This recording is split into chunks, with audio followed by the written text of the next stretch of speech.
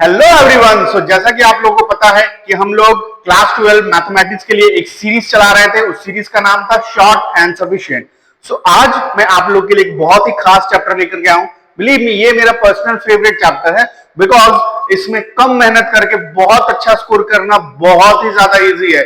और आज जिस तरीके से मैं पढ़ाने वाला हूं उसके बाद इस चैप्टर का कोई भी क्वेश्चन आपसे छूटने वाला नहीं है, इस बात की गारंटी मैं लेता हूं। सो आज जो हम लोग का चैप्टर है उसका नाम है प्रोबेबिलिटी। सो आइए स्टार्ट करते हैं। आप लोगों को पता होगा कि हम लोग क्लास 10 में, क्लास 11 में पहले ही प्रोबेबिलिटी पढ़ करके आ चुके हैं। सो इसमें ऐसा क्या खास है? सो इसमें खास कुछ इस तरह से है कि इसमें ज्यादा नहीं, आपको 3-4 टॉपिक्स पढ़ने हैं, उन्हीं 3-4 टॉपिक्स के क्वेश्चन आएंगे। इसके लिए आपको क्लास 10 या क्लास 11 का बेसिक प्रोबेबिलिटी का एक नॉलेज होना चाहिए। तो मैं चीजों को ज्यादा बड़ा नहीं करने वाला हूं, चीजों को बहुत शॉर्ट रखूंगा ताकि आपसे एक भी क्वेश्चन नहीं छूटे। सो चलिए स्टार्ट करते हैं। सो आज जो हमारा टॉपिक है वो है प्रोबेबिलिटी। सो क्लास 12 की प्रोबेबिलिटी के लिए सबसे पहले हम लोग ये जान लेते हैं कि प्रोबेबिलिटी होता क्या है। सो आप लोगों को पहले ही पता है प्रोबेबिलिटी का मतलब क्या होता है। प्रोबेबिलिटी का मतलब होता है कि किसी भी चीज के होने के क्या चांसेस है। मतलब ये प्रोबेबिलिटी क्या मेजर करता है? किसी भी चीज के होने के चांसेस को, चांस ऑफ ऑकरेंस। कोई भी चीज होगा या नहीं होगा ये कैसे पता चलता है? ये हमें पता चलता है प्रोबेबिलिटी के थ्रू। ठीक है, मतलब किस एक्सटेंट तक होगा। इसके बाद कुछ कुछ और भी चीजें होती है जैसे सैंपल स्पेस। अब ये सैंपल स्पेस का मतलब क्या होता है कि जो भी हमारे आउटकम्स आने वाले हैं, सारे के सारे आउटकम्स को जब हम लोग एक सेट के फॉर्म में लिखते हैं उसको हम लोग बोलते हैं सैंपल स्पेस। यानी कि मान लीजिए, जैसे कि मान लीजिए अगर मैं बोलूं कि एक हम लोगों ने क्या किया, डाइस को रोल किया। सो हमारा सैंपल स्पेस क्या क्या होगा? 1 आ सकता है, 2 आ सकता है, 3, 4, 5, 6। तो वो हमारा हो गया सैंपल स्पेस। इसके साथ साथ ही इवेंट। इवेंट का मतलब क्या होता है? जो क्वेश्चन में हमसे पूछा जा रहा है, कोई अगर घटना घट रहा है उसको हम लोग बोलते हैं इवेंट। जैसे मान लीजिए डाइस को रोल किया गया, मैं पूछ दूं कि व्हाट इज द प्रोबेबिलिटी की इवेंट नंबर्स आएगा, तो ये जो इवेंट नंबर हो गया ना, ये क्या हो गया? इवेंट। यानी कि वो भी एक तरह का सेट हुआ जो कि सैंपल स्पेस से निकल करके आता है, और वो क्या हो जाएगा? 2, 4, 6 इस तरह से, राइट। सो इसके बाद अगर मैं बात करूं प्रोबेबिलिटी का बेसिक फॉर्मूला क्या होता है, आप लोगों को पहले ही पता है। प्रोबेबिलिटी का बेसिक फॉर्मूला होता है number of favourable outcomes by total number of outcomes. यानी कि मैं यहां पर आपके लिए लिख देता हूं, प्रोबेबिलिटी किसी भी इवेंट का वो क्या होता है? Number of favourable outcomes by total number of outcomes. ये तो आपको पहले से ही पता है, ठीक है। चलिए, ये मैंने आप लोगों के लिए लिख दिया। ये हमें प्रोबेबिलिटी का यही मेन फॉर्मूला है। शुरू से लेकर लास्ट तक इसी चीज को लेकर के हम लोग चलने वाले हैं। क्लास 9, 10 में भी हम लोगों ने यही पढ़ा था, 11 में भी यही पढ़ा था, फिर से 12 में भी यही पढ़ेंगे। मेन प्रोबेबिलिटी का फॉर्मूला यही होता है कि नीचे हम लोग को टोटल नंबर ऑफ आउटकम्स लिखने होते हैं, ऊपर जो हमारे क्वेश्चन के फेवर में जा रहा है, जो क्वेश्चन में पूछा गया उसके अकॉर्डिंग जो भी नंबर ऑफ फेवरेबल आउटकम्स होते हैं वो हम लोग लिख देते हैं, ठीक है। अच्छा, प्रोबेबिलिटी के बारे में कुछ कुछ बातें आपको जाननी होंगी कि प्रोबेबिलिटी कभी भी नेगेटिव नहीं हो सकता है। किसी भी चीज का जो प्रोबेबिलिटी होता है, किसी भी चीज का अगर मान लीजिए मैं प्रोबेबिलिटी लिखता हूं, वो हमेशा क्या होता है? वो हमेशा आपका 0 से बड़ा होता है और 1 से छोटा होता है, ठीक है। प्रोबेबिलिटी हमेशा 0 से बड़ा होता है, 1 से छोटा होता है। इक्वल भी हो सकता है, राइट। मतलब 0 से बड़ा या 0 के इक्वल हो सकता है, और 1 से छोटा है फिर 1 के इक्वल हो सकता है। अगर मान लीजिए किसी चीज का प्रोबेबिलिटी 0 है तो उसको हम लोग क्या बोलते हैं? उसको बोलते हैं इम्पॉसिबल इवेंट। मतलब कि वो इवेंट हो ही नहीं सकता है, that event is called impossible event. और अगर किसी चीज का प्रोबेबिलिटी 1 है उसको हम लोग बोलते हैं श्योर शॉट इवेंट। मतलब ये तो होके ही रहेगा, राइट। सो यहां पर जो आपको नोट करने की जरूरत है वो क्या है कि प्रोबेबिलिटी क्या होता है? Number of favourable outcomes total number of outcomes, और प्रोबेबिलिटी हमेशा 0 से 1 के बीच में ही रहता है, ठीक है। ये चीज आप लोगों ने नोट डाउन कर लिया। आगे बढ़ते हैं फिर हम लोग। अब देखिए प्रोबेबिलिटी की अगर मैं बात करूं, सो जैसे मैंने बताया प्रोबेबिलिटी क्या होता है? ये नॉन नेगेटिव होता है, मतलब कभी भी 0 से कम नहीं हो सकता है। अच्छा, नॉर्मलाइजेशन का मतलब क्या होता है कि प्रोबेबिलिटी, अगर मान लीजिए probability of total sample space निकालेंगे वो हमेशा क्या आता है? 1 आता है। इसके अलावा एडिटिविटी, मतलब अगर मान लीजिए क्वेश्चन में आपसे 2 चीजें पूछ देगा कि ये भी होनी चाहिए, ये भी होनी चाहिए, तो उसका मतलब क्या होता है? उसका मतलब होता है यूनियन। मतलब अगर मान लीजिए 2 इवेंट्स है मेरे पास, ए और बी, और हमसे पूछ देगा कि आप ये बताइए कि बेसिकली यूनियन का मतलब क्या होता है कि इन दोनों में से कोई भी एक हो तो चलेगा। अगर ऐसा कुछ पूछ देता है, या तो ए हो या फिर बी हो या फिर दोनों भी हो तो कोई प्रॉब्लम नहीं है। तो जब यूनियन का कॉन्सेप्ट आता है ना, जब यूनियन का कॉन्सेप्ट आता है तो यहां पर हमें जनरली देखने को मिलता है और वर्ड। मतलब ए और बी दोनों में से कोई भी एक हो तो चलेगा। और जब इंटरसेक्शन का बाद आता है उस समय होता है दोनों, मतलब एंड। जब भी एंड वर्ड दिखेगा इसका मतलब होता है इंटरसेक्शन, और जब भी यूनियन वर्ड दिखेगा उसका मतलब होता है और। सो ये बहुत ही ज्यादा इंपॉर्टेंट फॉर्मूला है, इसको आप लोग नोट डाउन करके रख लीजिए, ठीक है। आगे बढ़ते हैं फिर हम लोग। नेक्स्ट देखिए, नेक्स्ट बेसिक प्रोबेबिलिटी का एक क्वेश्चन है, ये हम लोग को सॉल्व करना है, ठीक है। सो अगर मैं बात करूं, देखिए यहां पर क्या बोला है, find the probability of getting a number divisible by 2 और 3 व्हेन रोलिंग अ डाइस। एक डाइस को रोल किया गया है। सो मैं अच्छे से चीजों को समझाता हूं आपको। मेरा यहां पर सैंपल स्पेस क्या आ जा रहा है, देखिए एक डाइस को रोल किया गया, सैंपल स्पेस क्या आ सकता है, 1 आ सकता है, 2 आ सकता है, 3, 4, 5, 6, यही 6 ना हमारे सैंपल स्पेस हो गए। अब क्या पूछा है, अ नंबर डिविजिबल बाय 2 और 3, मतलब 2 से डिविजिबल हो तो भी चलेगा, 3 से डिविजिबल हो तो भी चलेगा। तो इसका मतलब मैं एक बार लिख देता हूं यहां पर क्या होता है। अगर मान लीजिए मैं लिखूं जो मैंने अभी समझाया, 2 और 3, सो इसका मतलब मैंने अभी एक्सप्लेन किया, और का मतलब क्या होता है यूनियन, और का मतलब क्या होता है यूनियन, ठीक है। तो मैं इसको यूनियन ही लिख देता हूं ताकि आपको बेटर समझ में आए, ठीक है। सो मैं इसको लिख देता हूं 2 और 3, 2 यूनियन 3 डिविजिबल, ठीक है। सो ये क्या होगा, probability of 2 plus probability of 3 से divisible minus probability of 2 intersection 3, ठीक है। इस तरह से हम लोग इस चीज को सॉल्व करते हैं। तो देखिए, अब अगर मैं बात करूं प्रोबेबिलिटी ऑफ 2, मतलब 2 से डिविजिबल कितने नंबर है, तो आपको पता है नीचे लिखते हैं नंबर ऑफ फेवरेबल आउटकम्स, वो तो है 6। नंबर ऑफ फेवरेबल आउटकम्स कितने हैं, वो तो है 6। अच्छा, 2 से डिविजिबल कौन कौन है, ध्यान से देखिए, 2 से डिविजिबल कौन है, ये है और ये है, 3 नंबर्स हैं 2 से डिविजिबल, यानी कि ये हो गया 3/6 प्लस 3 से डिविजिबल का अगर हम लोग बात करते हैं, 3 से डिविजिबल का मान लीजिए हम लोग बात करते हैं, तो 3 से डिविजिबल कौन कौन से नंबर है वो देख लेते हैं। तो देखिए 3 से डिविजिबल जो नंबर है वो है आपका 3 और 6, यानी कि 2 ही नंबर है। तो ये हो गया 2 by total number of outcome हमारे पास कितने आ सकते हैं, 6 माइनस 2 इंटरसेक्शन 3, इसका मतलब होता है 2 से डिविजिबल होना चाहिए और 3 से भी होना चाहिए। तो ऐसे कौन कौन से नंबर है, तो 2 वाले को भी मैं एक बार मार्क कर लेता हूं, ठीक है। 2 वालों को भी मैं रेड पेन से मार्क करता हूं। तो 2 वाले मान लीजिए ये हैं, मान लीजिए 2 वाले मेरे ये हैं, 2, 4 और ये 6। सो ऐसे कौन से नंबर आपको दिख रहे हैं जो 2 से भी डिविजिबल हो रहा है और 3 से भी डिविजिबल हो रहा है, सिर्फ और सिर्फ 6, यानी कि एक आउटकम मिल रहा है 6 में से, यानी ये हो जाएगा 1/6, ठीक है। अगर इसको आप लोग फर्दर सॉल्व करेंगे तो नीचे 6 आएगा, देखिए 3 + 2 - 1, दैट मीन्स 3 + 2 4/6 आ जाएगा, 4/6, दैट मीन्स 2/3। सो हमारा फाइनल आंसर क्या आ गया, 2/3। सो ऐसे नंबर्स एक डाइस को रोल करने पर जो 2 और 3 दोनों से भी डिविजिबल हो, ऐसे नंबर्स कितने होंगे, ऐसे नंबर्स को आने का प्रोबेबिलिटी क्या है, 2/3। आई होप ये चीज आपको अच्छे समझ में आ गया होगा, ठीक है। इंटरसेक्शन और यूनियन का कॉन्सेप्ट अच्छे से उम्मीद करता हूं आपको समझ में आ गया होगा। चलिए फिर हम लोग अब आगे बढ़ते हैं, ठीक है। नेक्स्ट हमारा जो है ये हमें समझ में आया यूनियन और इंटरसेक्शन का कॉन्सेप्ट। नेक्स्ट हमारे पास है क्वेश्चन प्रोबेबिलिटी का, कुछ बेसिक चीजें हैं जो हम लोग को जाननी होंगी, ठीक है। अब क्या है बेसिक चीजें वो समझते हैं। जैसे यहां पर देखिए क्या दिया हुआ है, 2 कॉइन्स आर टॉस्ड, 2 कॉइन को टॉस किया गया एक साथ, find the probability of getting at least 1 head. तो सबसे पहले हमें ये जानना होगा कि मान लीजिए हम 2 कॉइन को अगर टॉस करते हैं, 2 कॉइन को अगर मान लीजिए हम लोग टॉस करते हैं तो कितने आउटकम्स आ सकते हैं। तो देखिए मैंने बताया था आप लोगों को पहले ही, ठीक है, जब आप लोग 11 में या 10 में पढ़े होंगे या फिर जिस भी टीचर को पढ़े होंगे, आपको ये चीज पता है कि एक कॉइन को टॉस करने पे कितना आउटकम आते हैं, 2, 2 को करने पे 4, 3 को करने पे 8, मतलब एक को जो करने पे आते हैं ना उसी के ऊपर जितनी बार करेंगे उसका पावर लग जाता है। तो मैं बता दूं 2 कॉइन को टॉस करने पे कितने आउटकम्स होते हैं, 4।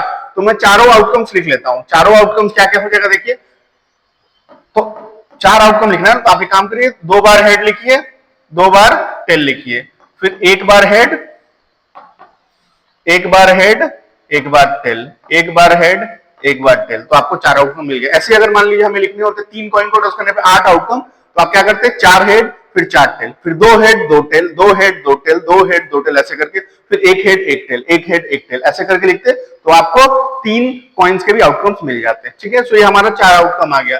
बोला find the coins toss, find the probability of getting at least 1 head, कम से कम 1 हेड तो आना ही चाहिए, ठीक है।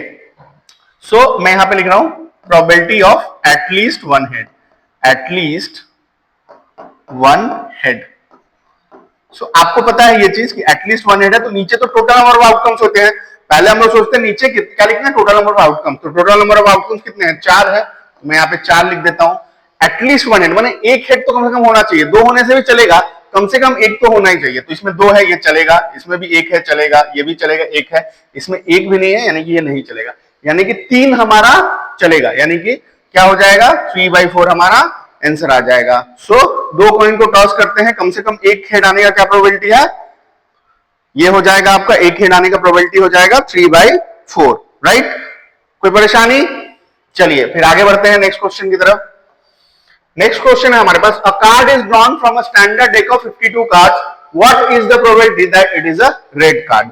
सो आपको पता है एक डेक कार्ड में कितने कार्ड्स होते हैं, 52 कार्ड्स होते हैं।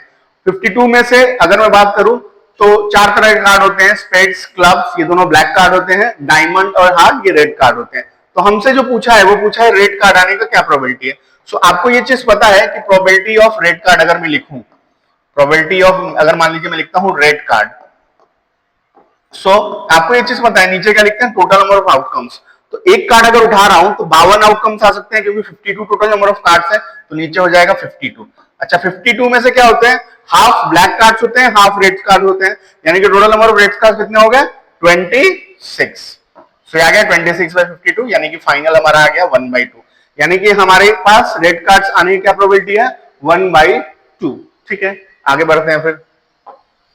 देखिए हमारे पास और एक क्वेश्चन है, बोला है 2 dice are thrown together, find the probability that the sum of numbers is either 7 or 11। 7 और 11, ठीक है, 7 और 11, सम क्या होना चाहिए, सम का बात कर रहा है ना, सम क्या होना चाहिए, 7 और 11। चलिए सो अब आप समझते हैं, देखिए बेसिकली क्या है, इसको हम लोग वो यूनियन इंटरसेक्शन वाले कॉन्सेप्ट से भी कर सकते हैं, फिर ऐसे डायरेक्ट भी कर सकते हैं। ठीक है, सो अगर मैं बात करूं कि 2 डाइस को थ्रो किया गया है, तो एक डाइस को थ्रो करते हैं तो कितने आउटकम्स आते हैं, 6।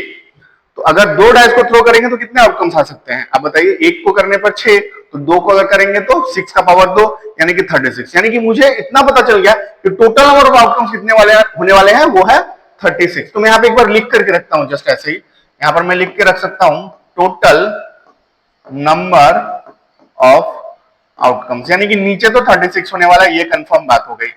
कभी भी कोई क्वेश्चन दिखे प्रोबेबिलिटी का, पहले ये सोचिए टोटल नंबर ऑफ आउटकम्स कितने आने वाले हैं, ये एक बार लिख करके रख लीजिए। अब हमसे पूछा है कि प्रोबेबिलिटी ऑफ सम 7 और 11, 7 होने से भी चलेगा और 11 होने से भी चलेगा। ठीक है, सो एक बात बताइए, इसमें देखिए इसमें क्या कोई इंटरसेक्शन पार्ट आ सकता है, नहीं आ सकता। अगर मैं ऐसे भी बात करूं, कोई भी इंटरसेक्शन पार्ट आ ही नहीं सकता, बिकॉज या तो वो सम 7 आएगा या फिर 11 आएगा, राइट। सो ये बेसिकली एक दूसरे पर डिपेंडेंट नहीं है। ठीक है, सो यहाँ पे इंटरसेक्शन वाला कॉन्सेप्ट नहीं लेगा, यहाँ पे मुझे क्या लिखना पड़ेगा, probability of 7 plus probability of 11, ऐसे मैं कर सकता हूँ, या फिर मैं डायरेक्ट भी कर सकता हूँ। मुझे पता है कि देखिए टोटल नंबर ऑफ आउटकम्स कितने हैं, 36। अब मैं देख लेता हूँ कि 7 कितनी बार आ सकता है और 11 कितनी बार आ सकता है। तो मैं जस्ट ऐसे समझाने के लिए यहाँ पे साइड में लिख रहा हूँ, 7 आने का क्या है, अगर पहला पे 1 आ जाए और दूसरा पे 6 आ जाए तो 7 आ सकता है, एक ही मेरा ये आउटकम आ जाएगा। ये मैं इवेंट का बात कर रहा हूँ, जो भी इवेंट पूछा है। एक और क्या हो सकता है, पहले पे 6 आ जाए, दूसरे पे 1 आ जाए, पहले पे 2 आ जाए, दूसरे पे 5 आ जाए, पहले पे 5 आ जाए, दूसरे पे 2 आ जाए। ठीक है, ऐसे ही देखिए 3 4 भी एक बनता है, तो 4 3 भी एक बनेगा।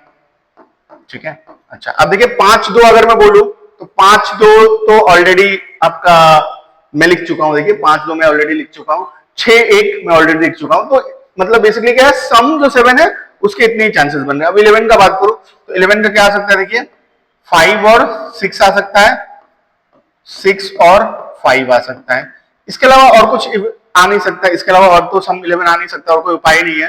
सो ये मेरे टोटल आउटकम्स हो गए जो मुझसे पूछ रहे थे। तो कितने हुए मैं काउंट कर लेता हूं, 1 2 3 4 5 6 7 8, 8 यानी कि 8/36, यानी कि अगर मैं 4 से करूंगा तो ये 2 बार में, ये 9 बार में, यानी कि 2/9 हमारा फाइनल प्रोबेबिलिटी होगा। किसका, जो सम होगा वो क्या होगा, 7 और 11। ठीक है, कोई परेशानी आप लोगों को, किसी भी तरह की परेशानी नहीं है ना। ये मैं बेसिक चीजें बता रहा हूं, अभी जिससे क्वेश्चन आने वाले हैं वो बहुत जल्द आने वाला है, थोड़ा वेट करिए। ठीक है, आगे बढ़ते हैं फिर।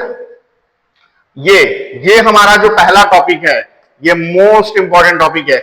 इससे आपको एक क्वेश्चन मिलेगा ही मिलेगा एग्जाम में, और मैं बोल रहा हूं जिस तरह से मैं समझा दूंगा वो क्वेश्चन नहीं छूटेगा, मतलब नहीं छूटेगा।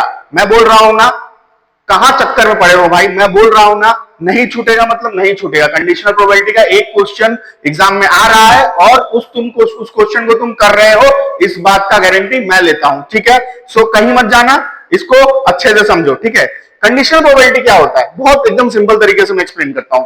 मान लो मेरा एक दोस्त है, ठीक है, उसका नाम है राम, ठीक है, या फिर जो भी नाम हो, ठीक है। मान लो मेरा एक दोस्त है, उसका नाम है अनिल। हाँ, मेरे क्लास में एक अनिल नाम का लड़का था, ठीक है।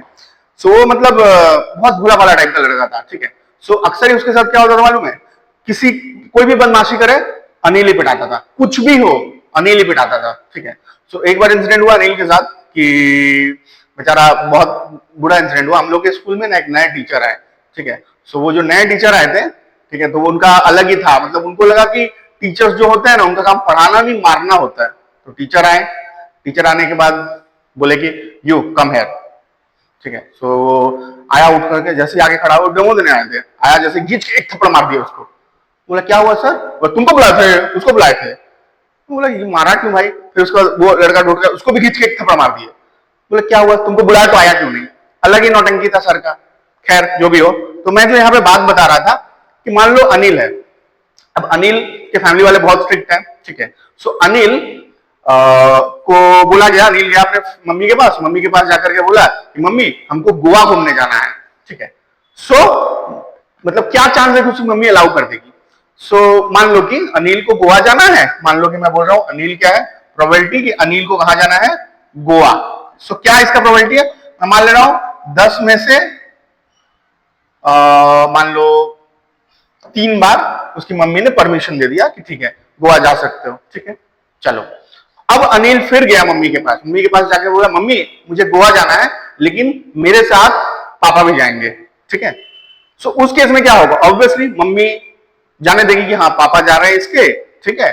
सो जाने देते हैं, प्रोबेबिलिटी कहीं ना कहीं बढ़ जाएगा या फिर हो सकता है घट भी जाए। पापा मम्मी बोलेगी तुम दोनों चल जाएगा हम नहीं जाएंगे, खैर जो भी हो। तो प्रोबेबिलिटी ऑफ गोवा अगर मैं निकाल रहा हूं, प्रोबेबिलिटी ऑफ गोवा निकाल रहा हूं और पापा भी मान लो साथ में जा रहे हैं, तो ये क्या हो गया, ये प्रोबेबिलिटी थोड़ा सा बढ़ेगा, मैं ऐसे पकड़ के चल रहा हूं, मान लो ये हो गया 7/10, ठीक है।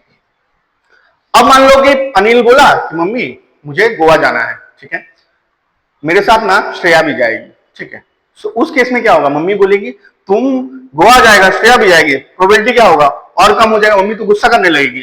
तो प्रोबेबिलिटी अनिल जो है वो कहां जा रहा है, गोवा, और साथ में कौन जा रहा है, उसकी गर्लफ्रेंड जा रही है, ठीक है। तो ये क्या होगा, ये और कम हो जाएगा 1/10, ठीक है ना। सो देखो बार बार मैं क्या पूछ रहा हूं, बार बार मैं यही पूछ रहा हूं प्रोबेबिलिटी ऑफ गोवा, ये क्या है प्रोबेबिलिटी ऑफ गोवा, ये भी क्या है प्रोबेबिलिटी ऑफ गोवा, ये भी क्या है प्रोबेबिलिटी ऑफ गोवा। बट मैं एक कंडीशन लगा दे रहा हूं ना, जैसे ही मैं कंडीशन लगा दे रहा हूं क्या हो जा रहा है, प्रोबेबिलिटी चेंज हो जा रहा है। इसी तरह से प्रोबेबिलिटी में कभी भी अगर एक कंडीशन लगा दो ना तो प्रोबेबिलिटी चेंज हो जाता है। तो इस कॉन्सेप्ट को कि जब किसी चीज का प्रोबेबिलिटी पूछा हो और उसके साथ कोई कंडीशन लगा दिया जाए, यानी कि कुछ गिवन दे दिया जाए, तो इसको हम लोग क्या बोलते हैं, कंडीशनल प्रोबेबिलिटी। तो कंडीशनल प्रोबेबिलिटी क्या है देख लो एक बार। तो कंडीशनल प्रोबेबिलिटी क्या होता है, the probability of a event occurring given that B event has already occurred. मतलब probability of a given, probability of a event जबकि दूसरा इवेंट ऑलरेडी हो चुका है। ये कुछ इस प्रकार है, देखो जैसे इसको हम लोग क्या पढ़ते हैं, probability of A by B, इसको क्या बोलते हैं, probability of A when B already occurred, इसको क्या बोलते हैं, probability of A when B already occurred. A का प्रोबेबिलिटी जब बी ऑलरेडी हो चुका है। ये क्या होता है, ऊपर में लिखते हैं probability of A intersection B, मतलब ए और बी दोनों divide by probability of B, जो कि हो चुका है, ठीक है। तो आपको क्या करना है, बस इसको याद रखना है, इस चीज को बस याद रखना, ठीक है, इस चीज को बस याद रखना, ठीक है। बाकी ये इजिली सॉल्व हो जाएगा, ठीक है, बस ये फॉर्मूला है, इसको याद रखना है, ठीक है। सो देखते हैं इसके क्वेश्चंस को। जैसे कि हमारे पास 2 क्वेश्चन है जिससे हम लोग समझ सकते हैं कंडीशनल प्रोबेबिलिटी को। ये क्या बोला, a card is drawn from a deck then another without replacement, ठीक है। सो बोला P second card is king, first card is king, मतलब probability of second card is king, given क्या है, फर्स्ट कार्ड किंग था, मतलब मुझे निकालना probability of second card king है, ठीक है, गिवन क्या है, फर्स्ट कार्ड किंग है। तो अभी मैंने बताया था ना, अभी मैंने बताया था, यहां पे मैं लिख के दिखा रहा हूं, probability of A when B already occurred, जो बी मुझे पता है या फिर गिवन है, वो क्या होता है, probability of A intersection B by probability of नीचे वाला बी, राइट। सो यहाँ पे मान ले रहे हैं हमसे क्या पूछा है, सेकेंड कार्ड किंग है, यानी कि ए जो है वो मेरा क्या है, सेकेंड कार्ड किंग है, और बी क्या है जो कि गिवन है, फर्स्ट कार्ड किंग है। तो मैं नीचे लिखता हूं पहले फर्स्ट कार्ड किंग आने का क्या प्रोबेबिलिटी है। तो देखो यहां पर अगर मैं बात करूं फर्स्ट कार्ड किंग आने का क्या प्रोबेबिलिटी है, तो एक ताश के पत्ते में कितने किंग होते हैं, 4, और वैसे टोटल पत्ते कितने होते हैं, 52। सो वो क्या हो जाएगा, वो आउटकम क्या हो गया, देखो कि जो हमारा फर्स्ट कार्ड है वो किंग है, बी वही है मेरा, तो ये हो गया 4/52, राइट। अच्छा, अब बोला है कि विदाउट रिप्लेसमेंट ये चीज हुआ है।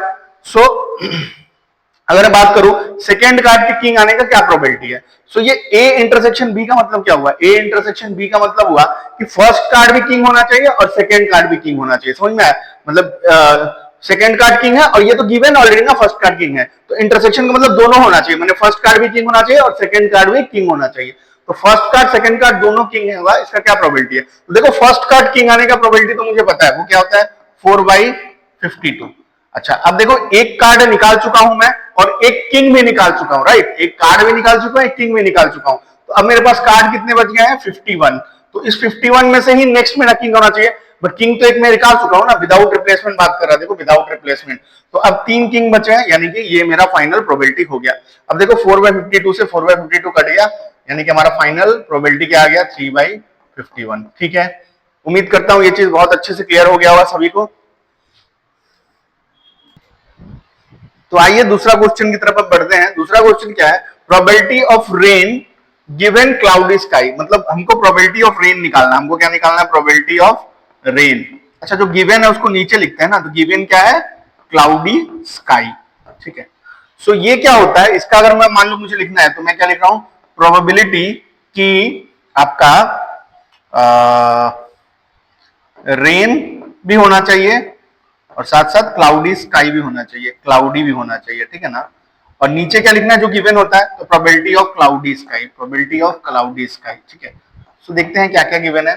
अच्छा, तो बेसिकली इस क्वेश्चन में हमें क्या करना है, देखिए इस क्वेश्चन में हमें क्या करना है, यहाँ पे मैं बता दे रहा हूँ, probability of rain given cloudy sky if cloudy दिया हुआ है और रेन, अच्छा ये दिया हुआ है, ठीक है, तो बहुत सिंपल है ये भी। ठीक है, सो देखिए यहाँ पर क्या है, ये दिया हुआ है, ये जो हमें चाहिए था ना ये दिया हुआ है, क्या दिया हुआ है 0.3, तो ऊपर में लिख देते हैं 0.3।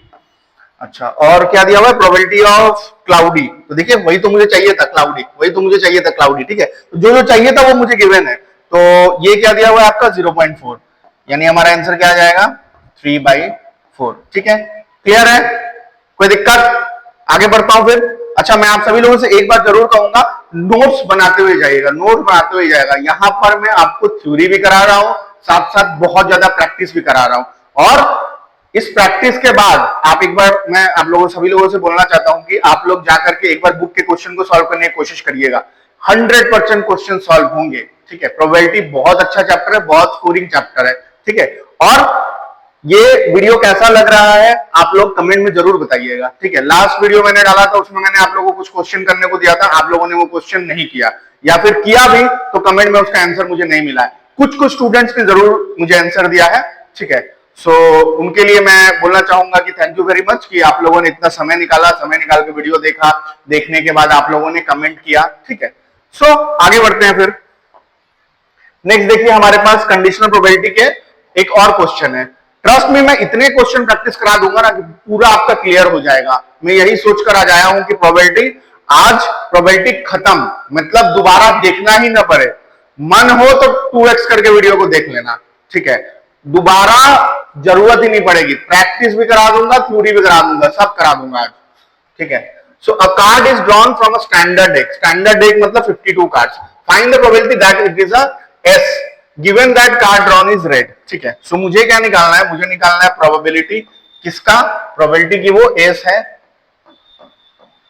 गिवन दैट कि वो क्या होना चाहिए, रेड कार्ड होना चाहिए, रेड कार्ड है। ठीक है ना, so find the probability that it is S, S का प्रोबेबिलिटी निकालना है और गिवन क्या है कि वो रेड कार्ड है। सो आप लोगों को पता है ये कैसे हम लोग करके सॉल्व करते हैं। सो ये क्या होता है, फॉर्मूला के हिसाब से ये क्या होता है, ये हो जाएगा देखिए प्रोबेबिलिटी ऑफ वो एस भी होना चाहिए और साथ साथ रेड भी होना चाहिए। ठीक है, चलिए, और यहां पर क्या है, प्रोबेबिलिटी ऑफ रेड। सो आप लोग मुझे बताइए एक डेक में कितने कार्ड होते हैं, एक डेक में कितने कार्ड होते हैं, 52 कार्ड होते हैं, तो टोटल आउटकम तो हमेशा 52 ही रहेगा। सो पहले नीचे वाले को मैं लिख देता हूं, नीचे वाले को रेड कार्ड का। तो देखिए टोटल 52 कार्ड्स होते हैं, जिनमें से आधा क्या होता है, रेड और आधा ब्लैक, यानी कि 26 रेड 26 ब्लैक। तो प्रोबेबिलिटी ऑफ रेड क्या हो गया, 26/52। वैसे ही एस और रेड, तो एक में कितने एस होते हैं, एक डायमंड में एक एस होता है, एक स्पेड में होता है, एक क्लब में होता है, एक हार्ट में होता है, 4 ही एस होते हैं ना। अब 4 में से 2 जो होता है स्पेड और क्लब, ये ब्लैक होता है, और डायमंड और जो आपका हार्ट होता है वो रेड होता है। तो रेड कलर का एस कितना होता है, 2 ही होता है, तो 2 होता है। टोटल कार्ड कितने होते हैं भाई, 52। तो देखिए आप लोग को पता है नीचे नीचे कटता है, तो 52 से 52 कट गया, यानी आ गया 2/26, यानी कि लास्ट में क्या बच गया हमारा जो आंसर आया, 1/32, 1/13। यानी कि जो प्रोबेबिलिटी है हमारा कि एस मिले और गिवन क्या है कि वो रेड कार्ड होना चाहिए, वो क्या आ जाएगा, 1/13। इसको नोट डाउन कर लीजिएगा, नोट्स जरूर बनाइएगा। नेक्स्ट है, one card is drawn from cards of 1 to 10, what is the probability that it is a even number if it is known that it is more than 3। तो हमें क्या निकालने बोला है वो समझते हैं।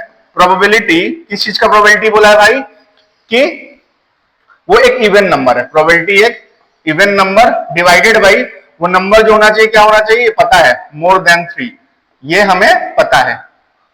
सो इसका अगर मैं निकालना चाहूं तो क्या आएगा, इसका अगर मैं निकालना चाहूं तो क्या आएगा, प्रोबेबिलिटी ऑफ इवन भी होना चाहिए और मोर देन 3 होना चाहिए, ये दोनों चीजें होनी चाहिए, राइट।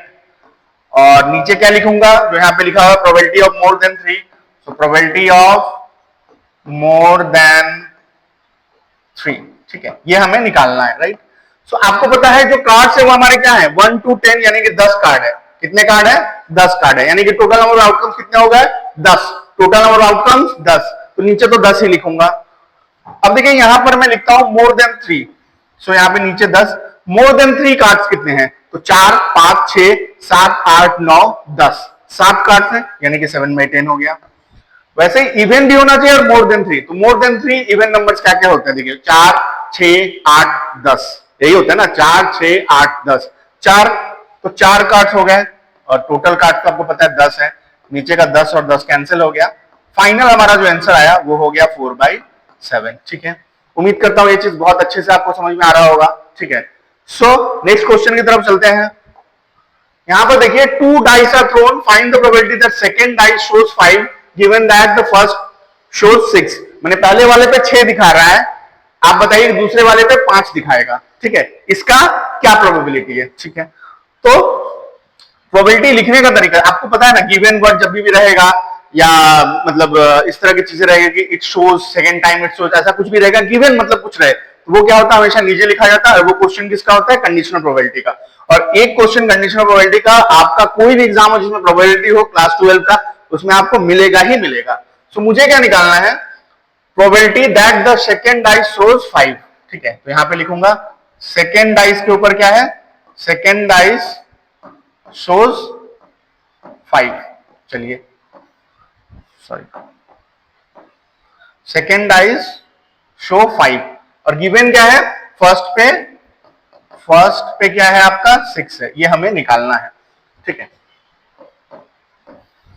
चलिए तो आप एक बात करिए, 2 डाइस को अगर मैं थ्रो करता हूं तो कितने आउटकम्स आ सकते हैं, 1 पे 6, तो 2 पे कितने आते हैं, 36, यानी कि टोटल नंबर आउटकम्स तो मेरा 36 ही हो जाएगा। तो नीचे मैं लिख दे रहा हूं 36। अच्छा, फर्स्ट पे 6, तो अगर फर्स्ट पे 6 आ रहा है, फर्स्ट पे क्या आ रहा है, 6 आ रहा है, तो कितने आउटकम्स हो सकते हैं मेरे फेवर में, तो फर्स्ट पे से दूसरे पे 1 आ सकता है, फर्स्ट पे 6 दूसरे पे 2, फर्स्ट पे 6 दूसरे पे 3, ऐसा ऐसा करके 6 पॉसिबिलिटीज बनेगी। मैं यहाँ पे लिख दे रहा हूं, पहला पे 6 ये तो फिक्स है, तो दूसरे पे 1, ये एक पॉसिबिलिटी बन सकता है। पहले पे 6, 2, 6, 3, 6, 4, 6, 5, 6, 6, तो बेसिकली क्या है, 36 में से ये जो 6 है ये मेरे हिसाब से फर्स्ट पे 6 आने पे ये हमारा इवेंट बनेगा, ठीक है। तो ये हो गया 6/36। अच्छा, ऊपर में हम लोग क्या लिखते हैं कि सेकंड पे 5 आना चाहिए और दूसरे पे 6, तो ऐसा तो एक ही कंडीशन बनेगा ना, क्योंकि ये तो बता दिया कि पहले पे कितना आएगा दूसरे पे कितना आएगा, तो 36 में से सिर्फ एक ऐसा आउटकम बन रहा है, इसीलिए मैं लिख दे रहा हूं यहाँ पे 36, यहाँ पे लिख दे रहा हूं 1। आपको पता है 36 कैंसिल हो गया, फाइनल हमारा जो आंसर आ जाएगा वो हो जाएगा 1/6। फिर से समझिए, बहुत अच्छा क्वेश्चन है ये। क्या बोला, सेकंड पे 5 आने का प्रोबेबिलिटी निकालिए, जब ये गिवन है कि पहले पे 6 आ गया। तो नीचे हम लोग ऊपर में क्या लिखते हैं कि दोनों चीज होनी चाहिए, मैंने सेकंड पे 5 आना चाहिए और पहले पे 6। तो सेकंड पे 5 और पहले पे 6, ये तो एग्जैक्ट एक मेरे को ये दे दिया ना, कंडीशन दे दिया ना, एक एग्जैक्ट बता दिया कि एक ही बार ऐसा होगा कि पहले पे क्या आ जाएगा आपका 6 आ जाएगा, दूसरे पे 5, मतलब 6 5, ये एक ही बार होगा 36 बार में से, यानी कि 1/6। फर्स्ट पे 6, तो टोटल 36 में से फर्स्ट पे 6 कितनी बार आएंगे? 6 बार। 6 1 6 2 6 3 6 4 6 5 6 6, यही हो सकता है। यानी कि इस तरह से हमारा आंसर आ गया 1/6। जरूर क्वेश्चन भी आप लोग उतारिएगा, क्वेश्चन भी बहुत अच्छे अच्छे तरह के हैं। आगे बढ़ते हैं। नेक्स्ट बहुत important topic, multiplication theorem on probability. ठीक है, ये बेसिकली हम लोग पहले भी पढ़ करके आए हुए हैं। ठीक है, मल्टीप्लीकेशन थ्योरम, अगर दो चीजें हमारी हो रही हैं, दोनों ही चीजें हो रही हैं, मतलब मान लीजिए 2 चीज या 3 चीज, दोनों ही चीजें हो रही हैं, तो हम क्या करते हैं वहां पे मल्टीप्लाई कर देते हैं। क्या कॉन्सेप्ट है थोड़ा समझ लेते हैं। अब देखिए, जैसे मान लीजिए कि मैंने अभी बोला ना कि 2 चीजें हो रही हैं, तो देखिए अगर मान लीजिए आपका जो अभी हम लोगों ने कंडीशनल प्रोबेबिलिटी पढ़ा, उसी को थोड़ा तोड़ मरोड़ के यहाँ पर चीजें लिख दी गई हैं, उसी को तोड़ मरोड़ के चीजें यहाँ पर लिख दी रही है। क्या? Probability of A intersection B equals to probability of A into probability of B by A. ठीक है, जो मैंने अभी बताया कंडीशनल प्रोबेबिलिटी, उसी को तोड़ मरोड़ के यहाँ पर लिख दिया गया है। ठीक है, अच्छा तो फिर मैं ये क्यों बता रहा हूं, इसको बताने का मेन ये रीजन है कि अगर इंडिपेंडेंट इवेंट हो ना, इंडिपेंडेंट इवेंट मतलब ए और बी डिपेंडेंट नहीं है, तो ए और बी डिपेंडेंट नहीं है, तो उस केस में क्या होता है, probability of B by A निकाल रहा हूं, मतलब probability of B when A already given.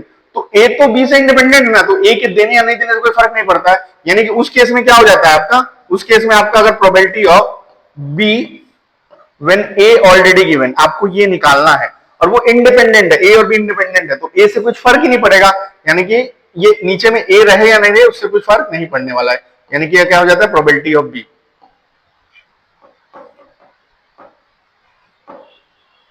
ये क्या होता है, प्रोबेबिलिटी ऑफ बी, क्योंकि ए तो इंडिपेंडेंट है ना, फर्क नहीं पड़ता। अगर ए डिपेंडेंट होगा तो ये हम लोग कॉन्सेप्ट लगाते हैं। क्लियर हुआ बात? जस्ट कंडीशनल प्रोबेबिलिटी को ही थोड़ा घुमा फिरा के लिख दिया गया है, ए इंटरसेक्शन बी, मतलब 2 चीजें हो रही हैं साथ में। ठीक है, दोनों ही हो रही हैं, तो इंटरसेक्शन हम लोग यूज करते हैं। आइए आगे बढ़ते हैं फिर। तो यहाँ पर कुछ क्वेश्चंस है, ये हम लोग को करना होगा। ठीक है, ये किससे है, मल्टीप्लीकेशन थ्योरम से रिलेटेड क्वेश्चंस है, तो इसको हम लोग को अभी क्या करना होगा, करना होगा। तो हम लोग मल्टीप्लिकेशन थ्योरम की एग्जांपल्स को आइए कर लेते हैं। ठीक है, तो जैसे कि ये पहला क्वेश्चन हमारे पास, a bag contains 4 red 6 blue balls, 2 balls are drawn with replacement. मैंने रिप्लेसमेंट का मतलब क्या हुआ, पहला बॉल निकाला गया, देख लिया क्या है, फिर उसके बाद उसको वापस रख दिया गया। ठीक है, सो बोला है कि प्रोबेबिलिटी के दोनों रेड हो, ये मल्टीप्लिकेशन थ्योरम रिलेटेड है, तो प्रोबेबिलिटी की दोनों के दोनों रेड हो, यानी कि सबसे पहले मैं ये बात करता हूं, पहला रेड, तो कितने बॉल्स है तुम्हारे पास, 10 बॉल्स है, 10 बॉल्स में से पहला रेड होने का क्या प्रोबेबिलिटी है, तो 4 रेड है ना, यानी कि हो गया 4/10। ठीक है, अब दूसरा भी रेड हो, इसका क्या प्रोबेबिलिटी है, सो ये बोला है विथ रिप्लेसमेंट, मतलब मैंने वो बॉल को वापस रख दिया है, यानी कि अब फिर से कितने बॉल हो गए, 10, और रेड कितने हो गए, 4, यानी कि ये क्या हो जाएगा फिर से 4/10। अच्छा, ये दोनों ही चीजें होनी चाहिए ना, इसलिए बीच में मल्टीप्लाई यूज होता है, बीच में क्या यूज होता है, मल्टीप्लाई। यानी कि अगर आप इसको सॉल्व करेंगे तो कुछ इस प्रकार से 2, यहां पर 5, ये भी 2 5, यानी कि 4/25। ठीक है, अच्छा मैं जस्ट आपको समझाने के लिए बोल रहा हूं, अगर बोलता विदाउट रिप्लेसमेंट, तो हमारे पास कितने बॉल से पहले स्टार्टिंग में 10, उस 10 में से रेड आने का, पहला रेड आने का क्या प्रोबेबिलिटी है, 4। ठीक है, अब मैंने रिप्लेसमेंट नहीं किया है, यानी कि टोटल बॉल्स कितने हो गए हैं, 9, तो मल्टीप्लाई होगा क्योंकि दोनों ही करना है मुझे। अब रेड कितना बच गया, ऑलरेडी तो एक रेड निकाल चुका हूं ना, तो रेड कितना बच गया, 3, यानी कि 4/10 टू 3/9, ये कटेगा 3 बार में, ये कटेगा 5, ये कटेगा 2, यानी उस केस में क्या हो जाता है 2/15, यानी कि रिप्लेसमेंट न करने और नहीं करने की वजह से भी प्रोबेबिलिटी इंपैक्ट होता है। ठीक है, सो उम्मीद करता हूं ये आपको समझ में आ गया होगा। नेक्स्ट देखिए, if PA equals to 0.6 and PB equals to 0.4 for an independent event, इस चीज को बहुत ध्यान से देखना है, इंडिपेंडेंट इवेंट, इंडिपेंडेंट है, तो इंडिपेंडेंट के लिए मैंने अभी थोड़ा देर पहले क्या बताया, वो होता है probability of A intersection B equals to probability of A into probability of B, direct multiply कर देना होता है अगर इंडिपेंडेंट इवेंट है तो। ठीक है, सो यही निकालने को हमको बोला है, यही चीज तो निकालने को बोला है।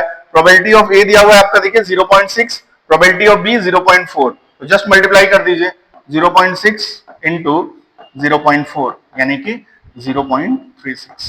ठीक है, उम्मीद करता हूं कि आपको ये इंडिपेंडेंट इवेंट का कॉन्सेप्ट भी अच्छे से समझ में आ गया होगा। सो आगे बढ़ते हैं हम लोग। इससे रिलेटेड भी कुछ क्वेश्चन है हमारे इंडिपेंडेंट इवेंट से रिलेटेड। वो क्या है? Find the probability drawing two kings, दो किंग्स आने की क्या प्रोबेबिलिटी है? कॉन्सेक्यूटिवली, माने एक के बाद एक, from a deck without replacement, replacement नहीं किया गया है। सो इसका आंसर क्या हो जाएगा आपका? आपको क्या चेक करना है? पहला किंग आने का क्या प्रोबेबिलिटी है इनटू दूसरा किंग आने का क्या प्रोबेबिलिटी है। सो वैसे मैं बता दूं आपको, कर ही देते हैं। सो देखिए, प्रोबेबिलिटी ऑफ बोथ किंग क्या है? बोथ किंग, दोनों के दोनों हमारे क्या आने चाहिए? किंग आने चाहिए। तो पहले मैं क्या लिखूंगा? पहला किंग आने का प्रोबेबिलिटी क्या है। तो टोटल कार्ड्स कितने होते हैं भाई? 52। 52 में से किंग कितने होते हैं? 4। तो ये हमारा आ गया पहला किंग। अच्छा, जब मैं दूसरा कार्ड उठाने जा रहा हूं ना, तो एक तो कार्ड मैं ऑलरेडी उठा चुका हूं और ये बोला विदाउट रिप्लेसमेंट, मैंने उसको वापस रखना नहीं है। यानी कि अब मेरे कार्ड कितने हो चुके हैं? अब मेरे कार्ड हो चुके हैं 51 और किंग तो मैं एक निकाल चुका हूं ना, तो अब किंग कितना बच गया? 3। यानी कि ये हमारा आंसर हो गया। इसका आंसर आप मल्टीप्लाई करके मुझे कमेंट्स में बताइएगा। मैं थोड़ा और सॉल्व कर लेता हूं, ठीक है। तो ये 17 हो जाएगा और ये 4 से कट जाएगा, है ना, 1 टाइम। तो ये हो जाएगा आपका 4 से 13, ठीक है। सो देख लीजिएगा मल्टीप्लाई करके, ये आ जाएगा 1/13 इंटू 17, ठीक है। तो मल्टीप्लाई करके मुझे कमेंट में बताइएगा इसका आंसर और नोट डाउन जरूर करते हुए जाइएगा। नेक्स्ट क्वेश्चन देखिए, प्रोबेबिलिटी रेन होने का दिया हुआ है और प्रोबेबिलिटी ऑफ ट्रैफिक, जबकि पता है मुझे कि रेन होने वाला है, तो बोथ का हमें पूछा है, मतलब हमसे ये पूछा है। देखिए, प्रोबेबिलिटी ऑफ ट्रैफिक भी होना चाहिए और रेन भी होना चाहिए, ये हमसे पूछा है। तो ये चूंकि अगर मान लीजिए ये हमें निकालना है, तो अभी थोड़ी देर पहले मैंने बताया ना क्या होता है प्रोबेबिलिटी ऑफ, ये क्या होगा? नीचे है ना ये, तो ये rain into probability of traffic by rain, यही होता है ना, यही होता है ना। तो ये हमको लिखना है। तो देखिए, ये तो गिवन है ना, ये हमें निकालना है। प्रोबेबिलिटी ऑफ रेन हमें गिवन है और ये भी हमें गिवन है, तो क्या करना है? जस्ट मल्टीप्लाई कर देना है आपको, ठीक है। सो इसका आंसर मुझे बताएंगे। ये मैं इसका नाम दे रहा हूं क्वेश्चन नंबर, ये कितना होगा? क्वेश्चन नंबर मान लीजिए ये 7 है, ठीक है। तो इसका आंसर मुझे कमेंट में बताइएगा क्या आएगा आपका इसका आंसर। नेक्स्ट आगे बढ़ते हैं। अच्छा, और एक क्वेश्चन है हमारे पास, for independent event A and B with P A दिया हुआ है, पी बी दिया हुआ है, इंटरसेक्शन निकालना है। तो इंडिपेंडेंट इवेंट होता है, तो उस केस में क्या होता है? जस्ट हमको पी ए और पी बी को मल्टीप्लाई कर देना है। मतलब मैं इसका आंसर अगर बात करूं, वो क्या आ जाएगा? 0.3 इंटू 0.5, तो क्या आ जाएगा? 0.15, ठीक है। एकदम मुंह से सॉल्व करने वाले हैं, एमसीक्यू में इस तरह क्वेश्चन पूछते हैं। ये जितने भी क्वेश्चन दे रहे हैं ना, ऐसा मत समझिएगा बहुत सिंपल है। ये सब क्वेश्चन कहीं ना कहीं पूछे गए हैं किसी न किसी एग्जाम में, बोर्ड से रिलेटेड। सो इसलिए ये एमसीक्यू वगैरह हम पूछ देता है कि अगर मान लीजिए इंडिपेंडेंट इवेंट है ए बी, तो पी ए दे दिया है, पी बी दे दिया, बोला पी ए इंटरसेक्शन बी निकालो, probability of A intersection B. तो ये पता है आपको, कॉपी पेन की भी जरूरत नहीं है, मतलब पेन यूज करने की जरूरत नहीं है। पी ए दिया हुआ है 0.3, पी बी 0.5, आपको क्या करना है? ये चूंकि इंडिपेंडेंट इवेंट है, डायरेक्ट मल्टीप्लाई कर दो, 0.15 इसका आंसर होगा। क्या होगा? 0.15, ठीक है। नेक्स्ट नेक्स्ट है, अच्छा अभी जो मैं बता रहा था इंडिपेंडेंट इवेंट्स क्या होते हैं, तो इंडिपेंडेंट इवेंट वो होते हैं, इंडिपेंडेंट इवेंट्स वो होते हैं जिनके लिए P of A intersection B जब मैं निकालता हूं, वो क्या होता है? वो होता है P A into P B. अगर ये कंडीशन सेटिस्फाई हो रहा है तो उन इवेंट्स को हम लोग क्या बोलते हैं? Independent event. ये कंडीशन अगर सेटिस्फाई हो रहा है तो हम इवेंट्स को क्या बोलते हैं? Independent events. सो आइए देख लेते हैं इस चीज को भी। हमारे पास देखिए वही जो मैंने बताया कि इंडिपेंडेंट इवेंट होता है क्या, ये कंडीशन सेटिस्फाई होना चाहिए, ठीक है। अब कुछ कुछ एमसीक्यू के लिए इंपॉर्टेंट चीज याद रखिएगा कि अगर ए और बी इंडिपेंडेंट है तो ए और बी ट्रांसपोज जो होता है, बी कॉम्प्लीमेंट एक्चुअली, तो बी ए और बी कॉम्प्लीमेंट क्या होता है? वो भी इंडिपेंडेंट होते हैं। ए कॉम्प्लीमेंट और बी भी क्या होता है आपका? इंडिपेंडेंट होते हैं। और ए कॉम्प्लीमेंट और बी कॉम्प्लीमेंट ये भी क्या होता है आपका? इंडिपेंडेंट होते हैं, ठीक है। ये एमसीक्यू में पूछ देता है कि कभी अगर मान लीजिए ए और बी इंडिपेंडेंट है तो ए डैश बी डैश क्या होगा? इंडिपेंडेंट होगा कि नहीं होगा? बिल्कुल इंडिपेंडेंट होगा। ए डैश बी भी इंडिपेंडेंट होगा और ए और बी डैश भी इंडिपेंडेंट होगा, ठीक है। तो ये इंपॉर्टेंट कॉन्सेप्ट है, ठीक है। एमसीक्यू में डायरेक्ट पूछ लेता है, ठीक है। तो इसको आप लोग बस एक बार देख लेंगे तो आपको समझ में आ जाएगा। अच्छा, अब एक और चीज आपको बता दूं मैं कि भाई इंडिपेंडेंट और म्यूचुअली एक्सक्लूसिव में क्या फर्क होता है, ठीक है। म्यूचुअली एक्सक्लूसिव में क्या फर्क होता है, तो देखिए इंडिपेंडेंट इवेंट का मतलब तो मैंने बता दिया था भाई। इंडिपेंडेंट का मतलब क्या होता है? P of A intersection B equals to PA into PB। ये जीरो के इक्वल नहीं होता है यूजुअली। ये क्या होता है? जीरो के इक्वल नहीं होता है। वैसे ही लेकिन अगर बात करूं म्यूचुअली एक्सक्लूसिव, म्यूचुअली एक्सक्लूसिव का मतलब होता है कि उन दोनों में कुछ कॉमन है ही नहीं, ठीक है, उन दोनों में कुछ कॉमन है ही नहीं। सो अगर उनका इंटरसेक्शन निकालिएगा तो क्या मिलेगा आपको? कुछ नहीं मिलेगा, जीरो मिलेगा, है ना। सो म्यूचुअली एक्सक्लूसिव का मतलब होता है कि ऐसे दो इवेंट जिनमें कुछ कॉमन है ही नहीं, सो उनके बीच में अगर इंटरसेक्शन निकालेंगे क्या मिलेगा? जीरो मिलेगा। समझ में आया ना। तो म्यूचुअली एक्सक्लूसिव डिफरेंट थिंग होता है और आपका इंडिपेंडेंट चीज अलग होता है। इंडिपेंडेंट मतलब एक दूसरे को डिपेंड नहीं करते, म्यूचुअली एक्सक्लूसिव मतलब उनके अंदर कोई कॉमन पार्ट है ही नहीं, ठीक है। सो इसको भी आप एक बार नोट डाउन कर लीजिएगा, बहुत इंपॉर्टेंट है, ठीक है। सो यहां पर देखिए इंडिपेंडेंट इवेंट से रिलेटेड कुछ क्वेश्चन हमारे पास बोला है कि toss two fair coins, find the probability that both show head.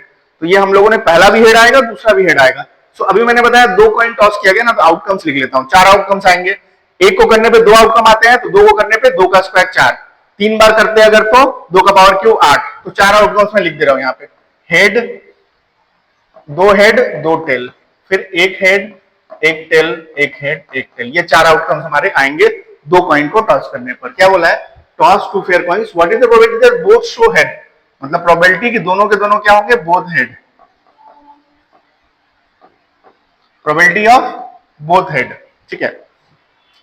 सो अगर मैं बात करूं, इसको हम लोग समझते हैं, दोनों हेड आएंगे, ये कैसे करके हम लोग पता करेंगे? तो दो तरीके, पहले तो मैं ऐसे करके लिख लिया, मैं क्या किया, ऐसे करके लिख लिया, तो दोनों के दोनों हेड होंगे। वो क्या आ रहा है? 1/4, तो ये आ जा रहा है 1/4, डायरेक्ट में कर दिया, ठीक है। चार में से एक बार।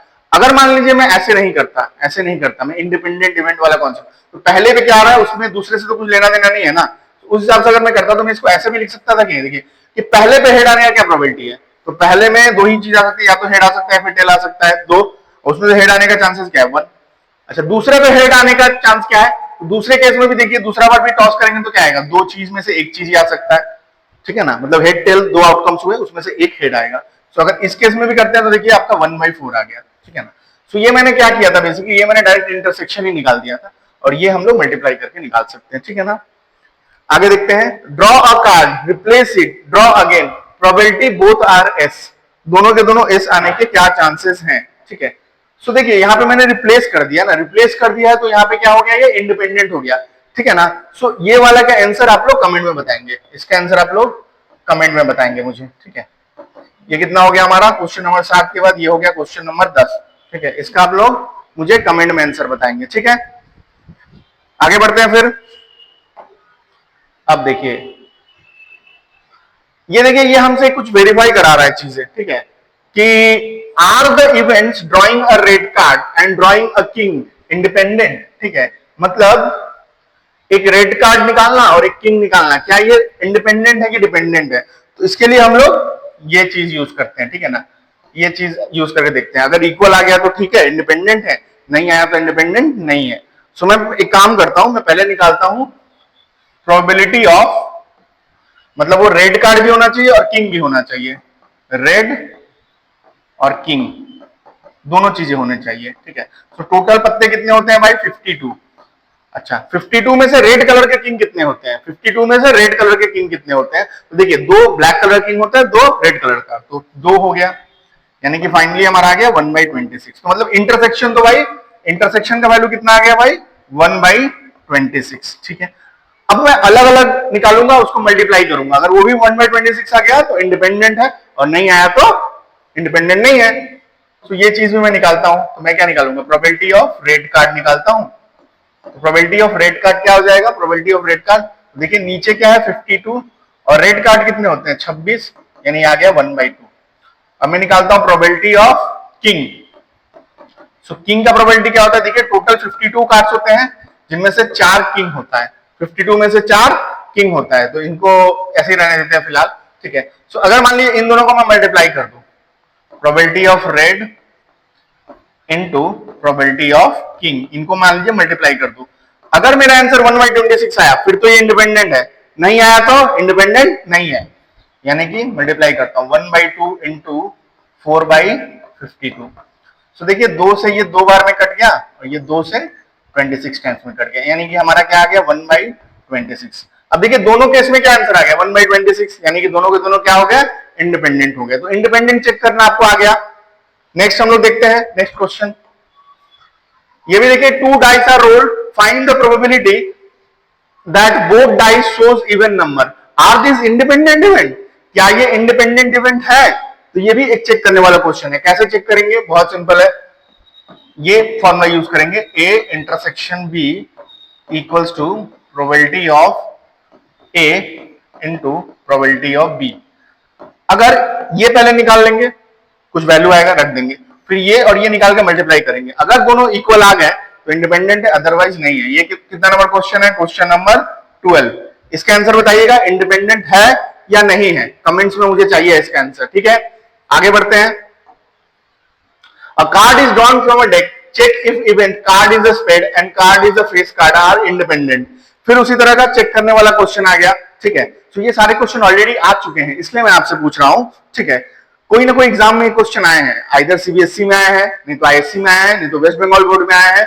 ठीक है, किसी ना किसी एग्जाम में सारे क्वेश्चन आए हुए हैं। मैंने बहुत अच्छे से इनको ऑर्गेनाइज किया है आप सभी लोगों के लिए। ठीक है, सो आइए देखते हैं, इसको हम लोग कर लेते हैं। ठीक है, सो एक कार्ड ड्रॉन हुआ है, check if its card is spade और फेस कार्ड। तो मैं पहले दोनों का इंटरसेक्शन निकालता हूं।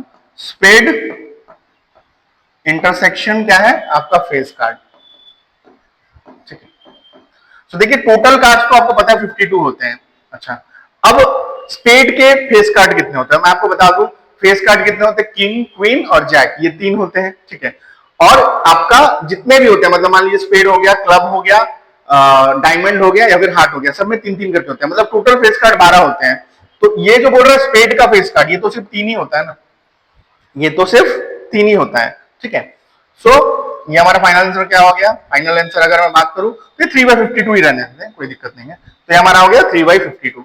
अब देखते हैं हमें क्या स्पेड का क्या चांसेस है और फेस कार्ड का क्या चांसेस है। तो प्रोबेबिलिटी ऑफ, मैं यहां पे निकाल देता हूं स्पेड।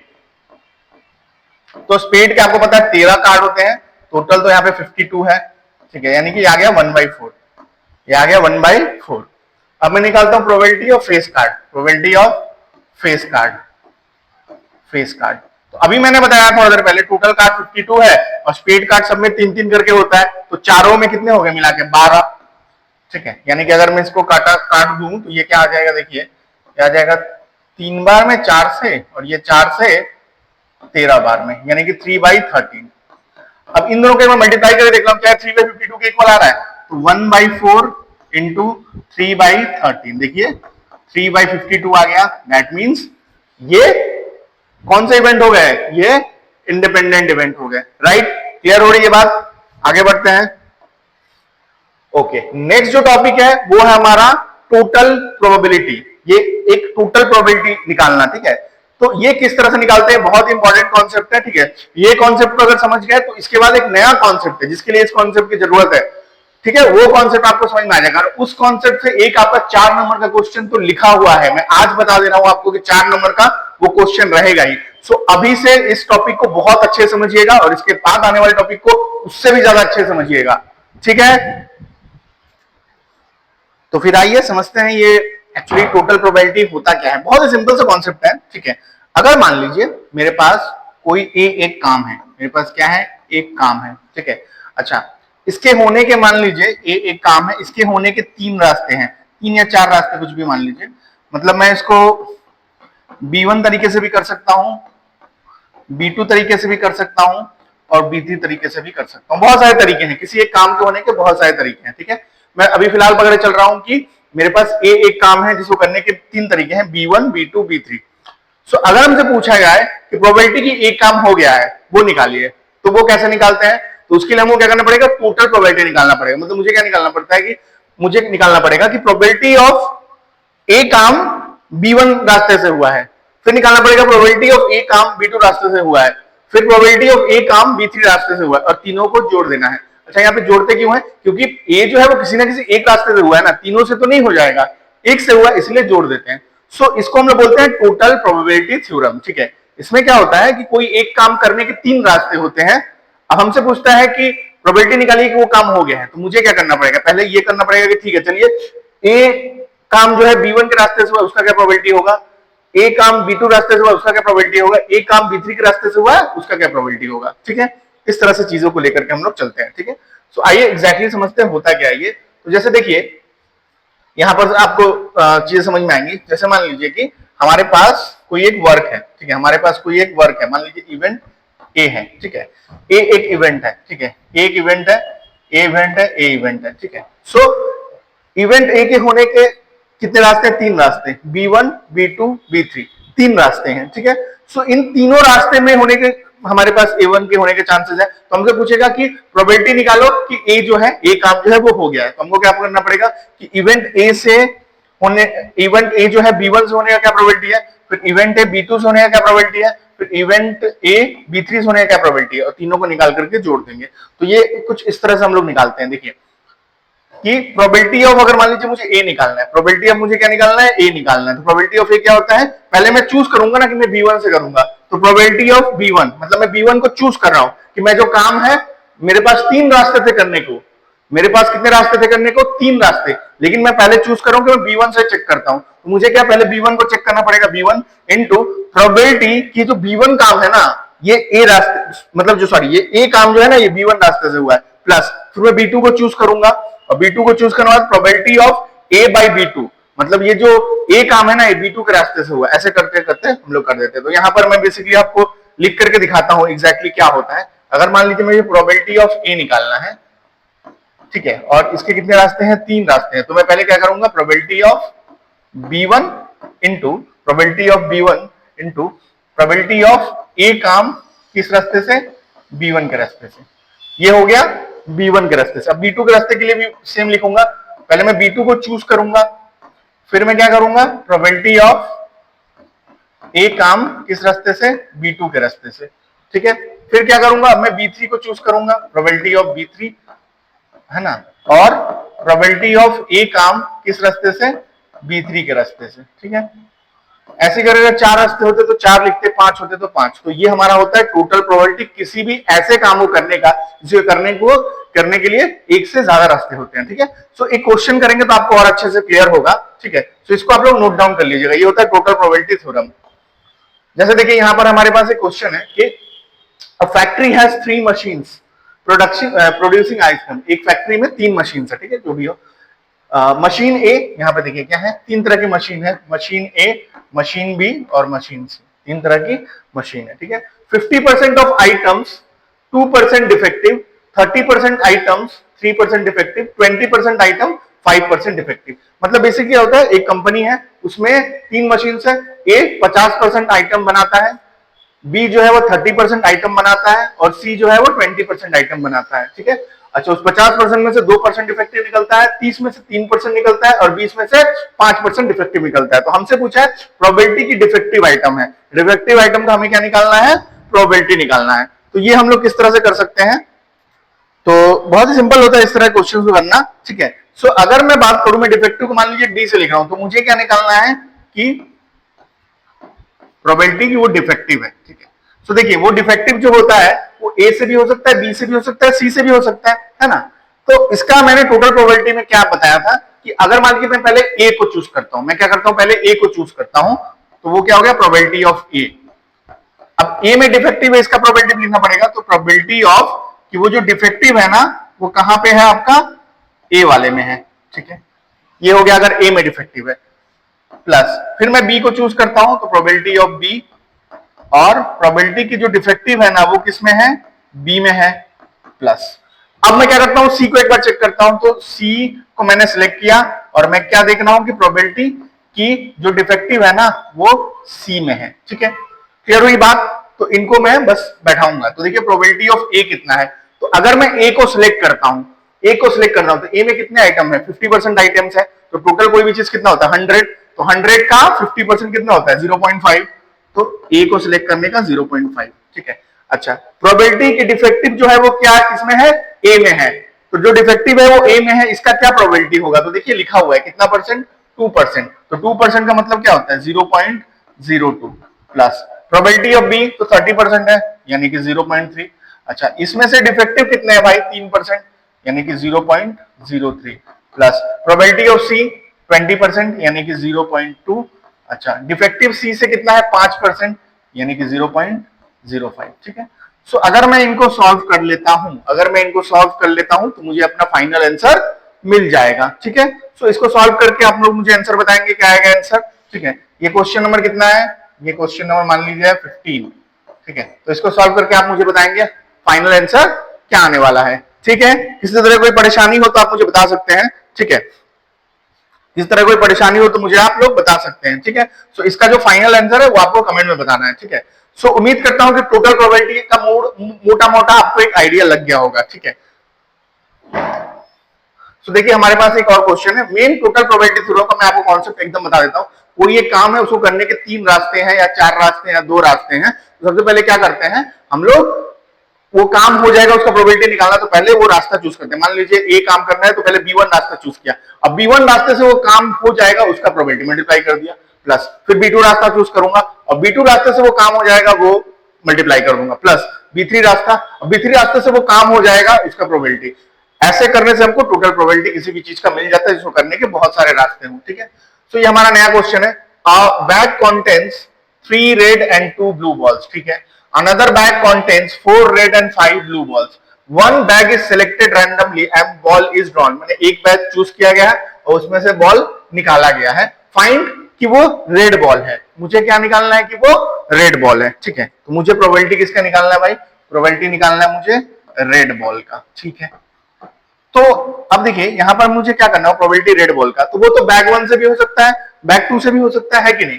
सो मैं पहले क्या करूंगा, बैग 1 सिलेक्ट करूंगा, तो प्रोबेबिलिटी की वो बैग 1 है, प्रोबेबिलिटी में क्या निकालूंगा कि वो बैग 1 है। अच्छा, मैंने प्रोबेबिलिटी निकाल दिया कि वो बैग 1 है। अब मुझे क्या करना पड़ेगा, मुझे ये करना पड़ेगा कि वो जो रेड बॉल है ना वो बैग 1 से है, ठीक है ना, वही मल्टीप्लाई करना पड़ेगा ना। सो मैं यहां पे क्या लिखूंगा, प्रोबेबिलिटी की वो जो हम, एक मिनट, तो फिर बहुत ही सिंपल होता है एक्चुअली, ठीक है।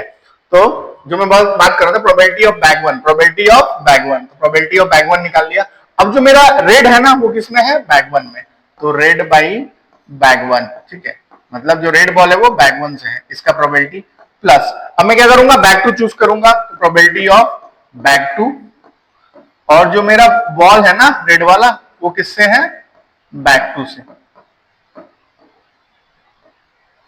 ये होगा। तो देखिए हमारे पास कितने बैग हैं, 2 बैग, हम एकदम रैंडमली बैग सिलेक्ट कर रहे हैं, तो 2 में से एक बैग सिलेक्ट करने का प्रोबेबिलिटी होगा 1/2, पहला बैग सिलेक्ट करने का 1/2 और दूसरा बैग भी सिलेक्ट करने का प्रोबेबिलिटी क्या होगा 1/2, है ना, पहले से ही बात है। सो पहला बैग सिलेक्ट करने का क्या प्रोबेबिलिटी हो जाएगा, ये हो जाएगा देखिए 1/2। अच्छा, बैग 1 से रेड बॉल है, तो बैग 1 में टोटल कितने बॉल्स है, 3 और 2 5, 5 में से रेड बॉल का प्रोबेबिलिटी कितना हो जाएगा 3, यानी कि 3/5 प्लस, नेक्स्ट क्या है, बैक 2 भी सिलेक्ट करने का प्रोबेबिलिटी क्या होगा, रैंडम है, यानी कि 2 में से एक चांस है कि बैक 2 सिलेक्ट करूंगा। अच्छा, बैक 2 में रेड बॉल है, तो बैक 2 में कितने बॉल्स है, टोटल 9 बॉल्स हैं, 5 और 4 9, उसमें से रेड का प्रोबेबिलिटी क्या है 4, इनको बस सॉल्व कर लेना है, तो ये देखिए आ जाएगा 3/10 प्लस, ये कट गया 2 बार में, यानी कि 2/9, इनको आप फर्दर सॉल्व करिएगा तो नीचे तो आ जाएगा देखिए 90 और 27 प्लस 20 यानी कि 47/90, ठीक है, क्लियर है। तो इस तरह से हम लोग टोटल प्रोबेबिलिटी के थ्योरम्स को सॉल्व करते हैं, ठीक है। अच्छा देखिए नेक्स्ट हमारे पास यहाँ क्वेश्चन है, ये क्या है, 60% of students study in group A and 40% students study in group B, pass rate दिया हुआ है रिस्पेक्टिवली, ये पास रेट है ग्रुप ए का और ये पास रेट है ग्रुप बी का, ठीक है। So find the probability that randomly student is pass, तो प्रोबेबिलिटी क्या है, जो स्टूडेंट है वो पास है उसका मुझे प्रोबेबिलिटी निकालना है, कि मैंने रैंडमली एक स्टूडेंट को सिलेक्ट किया, वो स्टूडेंट क्या निकलेगा, पास निकलेगा। तो पहले मैं क्या चूज करूंगा, पहले मैं ग्रुप ए चूज करूंगा, तो प्रोबेबिलिटी कि वो स्टूडेंट जो है वो ग्रुप ए का है, ठीक है। अच्छा, प्रोबेबिलिटी मैंने ग्रुप ए को सिलेक्ट किया मैंने, फिर उसके बाद जो स्टूडेंट पास का बात हो रहा है ना, पास वो किस में है, ए वाले में है, ठीक है, मैंने ए से पास का प्रोबेबिलिटी प्लस, फिर मैं क्या करूंगा, ग्रुप बी को चूज करूंगा और ग्रुप बी में वो स्टूडेंट क्या है, पास है, ठीक है ना, तो यहां पे लिख दूंगा बी, ठीक है। अब इसको आपको सॉल्व कर लेना है, तो ए, प्रोबेबिलिटी ऑफ ए की मतलब प्रोबेबिलिटी ऑफ ए मेरा क्या आ जाएगा, प्रोबेबिलिटी ऑफ ए, तो देखिए हमारे पास कितने टोटल 60% स्टूडेंट क्या है, ए में है, ठीक है ना, 60% स्टूडेंट क्या है, ए में है, तो ये प्रोबेबिलिटी क्या हो गया देखिए 0.6 इनटू, अब पास रेट ए में क्या है, ए में है 80%, यानी कि आ गया 0.8 प्लस, बी का क्या है आपका, देखिए बी का है 40% स्टूडेंट है, यानी कि आ गया 0.4, मतलब एक स्टूडेंट सिलेक्ट करूंगा तो बी से होगा, उसका क्या प्रोबेबिलिटी है 0.4, 60% था तो 0.6, 40% था तो 0.4 इनटू, अब बी से पास का रेट क्या दिया हुआ है देखिए 70%, तो लिख दीजिए ये आ जाएगा 0.7, ठीक है।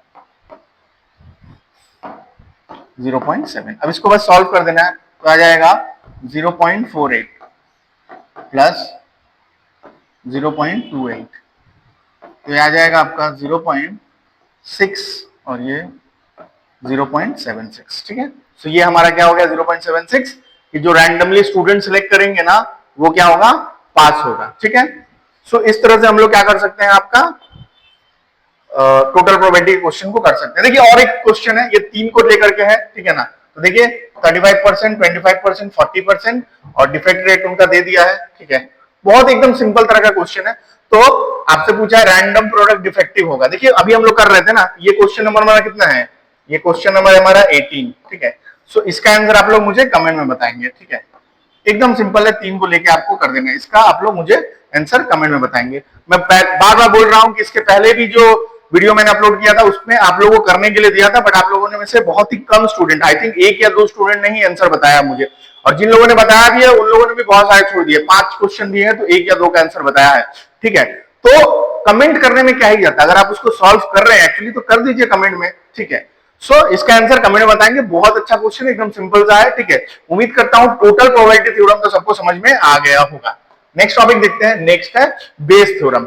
सो मुझे एक्चुअली बेस थ्योरम ही पढ़ाना था, जिसके लिए मैं टोटल प्रोबेबिलिटी थ्योरम पढ़ा रहा था। तो बेस थ्योरम क्या होता है, बहुत ही सिंपल होता है, समझते हैं इस चीज को, बहुत ही ज्यादा सिंपल टॉपिक है बेस थ्योरम। ठीक है, सो ये बेस थ्योरम है, इससे तो क्वेश्चन एकदम कंफर्म आने ही वाला है आपका एग्जाम में।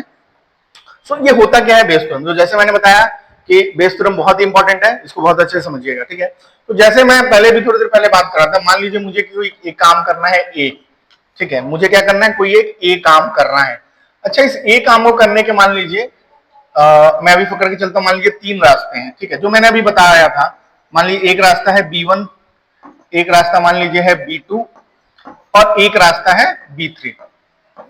ये 3 रास्ते मेरे पास किसी एक काम को करने के लिए। ठीक है, सो अगर मुझसे पूछेगा कि एक काम के होने का क्या प्रोबेबिलिटी है, तो हम लोग क्या यूज करते हैं, टोटल प्रोबेबिलिटी थ्योरम।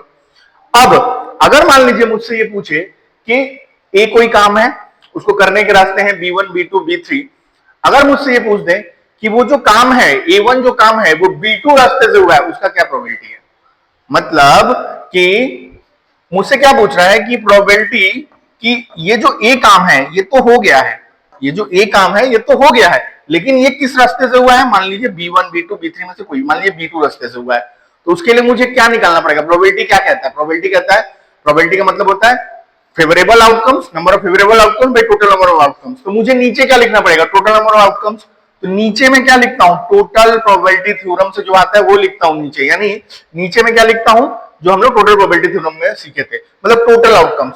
तो बोलने का मतलब क्या है कि B1 सेलेक्ट करूंगा पहले, मतलब ए काम होने के लिए मैं पहले क्या सेलेक्ट करूंगा, B1, और जो ये काम है ना, ये जो मेरा काम है कौन सा, ए, B1 से होने का क्या प्रोबेबिलिटी है। ठीक है, फिर प्लस मैं फिर B2 रास्ते को सिलेक्ट करूंगा, और जो मेरा काम है ना P, ये B2 से होने का क्या प्रोबेबिलिटी है, प्लस फिर मैं क्या सिलेक्ट करूंगा, B3, और मेरा जो काम है ये जो A, ये B3 से होने का क्या प्रोबेबिलिटी है, मतलब नीचे में क्या लिखूंगा, टोटल प्रोबेबिलिटी थ्योरम से जो आ रहा था उस चीज को मैं नीचे लिख दूंगा। ठीक है, और ऊपर में मैं क्या लिखने वाला हूं, ऊपर में मैं लिखने वाला हूं कि भाई B2 से होने के क्या चांस है, या फिर B1 जो भी पूछ रहा है, तो वो तो मैं लिखा ही हूं। देखिए B2 से होने के चांसेस तो मैं यहाँ पे तो लिखा ही हूं, probability of B2 into probability of A come with the help of B2।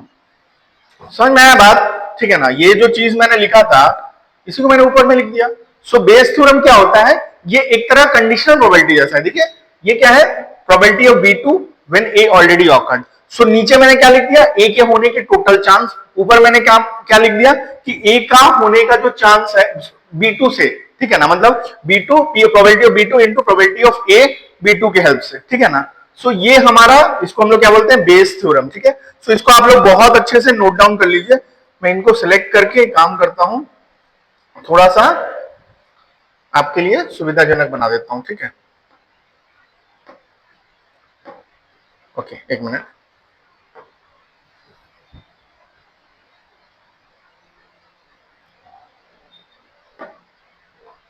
ठीक है, कोई दिक्कत नहीं। तो ये आप लोग नोट डाउन कर सकते हैं, जैसे कि आप लोग देख सकते हैं, ठीक है ना।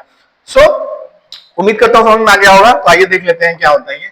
देखिए जो मैंने अभी बताया वही चीज लिखा हुआ है यहाँ पर, क्या है, प्रोबेबिलिटी ऑफ बी आई लिखा हुआ है, मतलब वो 1 भी हो सकता है, 2 भी हो सकता है, 3 भी हो सकता है। फिर क्या लिखा, probability of B I into probability of A by B I, नीचे सबका समेशन, मतलब ये मेरा क्या है, टोटल प्रोबेबिलिटी। ये मेरा जो लिखा हुआ है ना, ये मेरा क्या है भाई, ये मेरा है टोटल प्रोबेबिलिटी। देखिए जो नीचे लिखा है टोटल प्रोबेबिलिटी, और ये जिस तरीके से काम करने को बोल रहा है वो, ठीक है ना। सो इसको आप लोग बहुत अच्छे से नोट डाउन कर लीजिए, ठीक है ना। क्वेश्चन करेंगे तो मैं बता रहा हूं, जब क्वेश्चन करेंगे ना तो और अच्छे से आपको समझ में आ जाएगी सारी चीजें, ठीक है। सब चीजें आपको बहुत अच्छे से समझ में आ जाएगी जब हम लोग क्वेश्चन करेंगे। टोटल प्रोबेबिलिटी सीख गए हो तो नीचे वाला तो लिखना सीख गए हो, अब नीचे वाला लिखना सीख गए हो तो ऊपर वाला बहुत इजीली सीख जाओगे। क्वेश्चन देखते हैं एक। अच्छा देखिए ये क्या बोल रहा है, a disease affect 1% of population, a test is 90%, 99% accurate for positive cases and 95% accurate for negative cases. Find the probability that person actually has a disease given a positive test. ठीक है। सो मुझे बेसिकली ऐसा question दिया हुआ है ना, ठीक है। सो इस क्वेश्चन को हम लोग किस तरह से सॉल्व करते हैं, तो पहले हम लोग क्या करेंगे, टोटल प्रोबेबिलिटी थ्योरम निकालेंगे, उसको नीचे लिखेंगे और ऊपर में जो पूछा गया है उस चीज को लिख देंगे, ठीक है। सो देखिए एक्चुअली क्या है ना कि ये जो क्वेश्चन है हमारे पास फिर से और से अच्छे से लिखा हुआ यहाँ पर है, ठीक है। अभी जो क्वेश्चन आप लोगों ने देखा बेसिकली वही क्वेश्चन यहाँ पर हमारे पास फिर से लिखा हुआ है, ठीक है ना, इसी तरह का, ठीक है। तो इसको बहुत अच्छे से समझ लेते हैं, बहुत ही सिंपल तरह का क्वेश्चन है, हमसे पूछा। इसके पहले वाला भी क्वेश्चन मैं एक्चुअली दिखा रहा हूँ, एकदम सिमिलर क्वेश्चन आप लोग दिखा सकते हैं, ठीक है। सो पहले आप लोग ये काम करिए, पहले थोड़ा सा कुछ डिफरेंस है हल्का सा, तो ये आपको लोग के लिए होमवर्क है क्वेश्चन, ठीक है। ये आपका होमवर्क क्वेश्चन है, ठीक है ना। सो आप BTA आंसर बोल करके इसका आंसर मुझे बताएंगे, ठीक है। एकदम सिमिलर क्वेश्चन मैं आपको आगे दिखा रहा हूं, ठीक है। यहाँ पे थोड़ा स्पेस कम है इसलिए बेसिकली एकदम सिमिलर क्वेश्चन है, ठीक है। ये क्या बोल रहा है, a disease affect 1% of population, मतलब 1% पॉपुलेशन, मतलब 100 में से एक लोगों को ये बीमारी हो सकती है, 100 में से एक लोग को ये बीमारी हो सकती है। A test has 95% sensitivity, 95% sensitivity का मतलब हो गया कि अगर वो बीमारी है तो 95% केस में पॉजिटिव रिजल्ट दिखाएगा, ठीक है।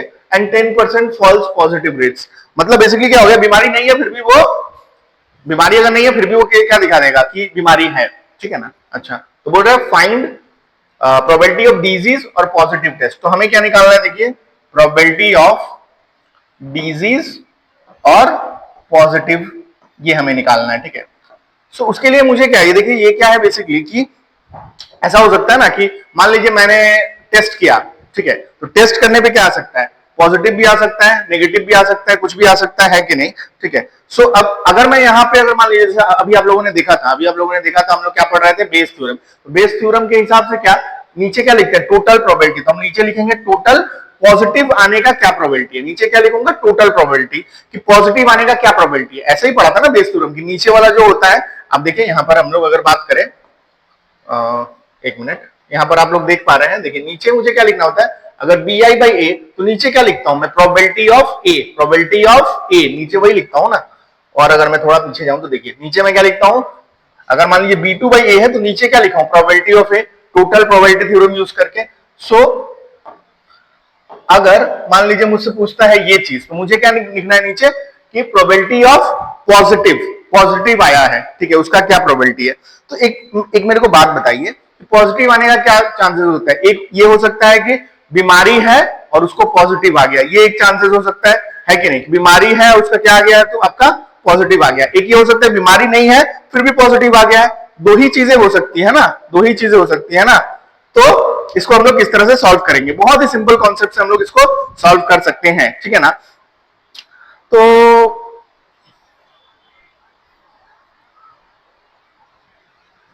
ठीक है, सो एक हो सकता है कि प्रोबेबिलिटी उसको डिजीज है, उसको डिजीज है और पॉजिटिव आ गया है, मतलब प्रोबेबिलिटी कि भाई वो पॉजिटिव आया है और डिजीज भी है, ठीक है ना, ये एक हो सकता है।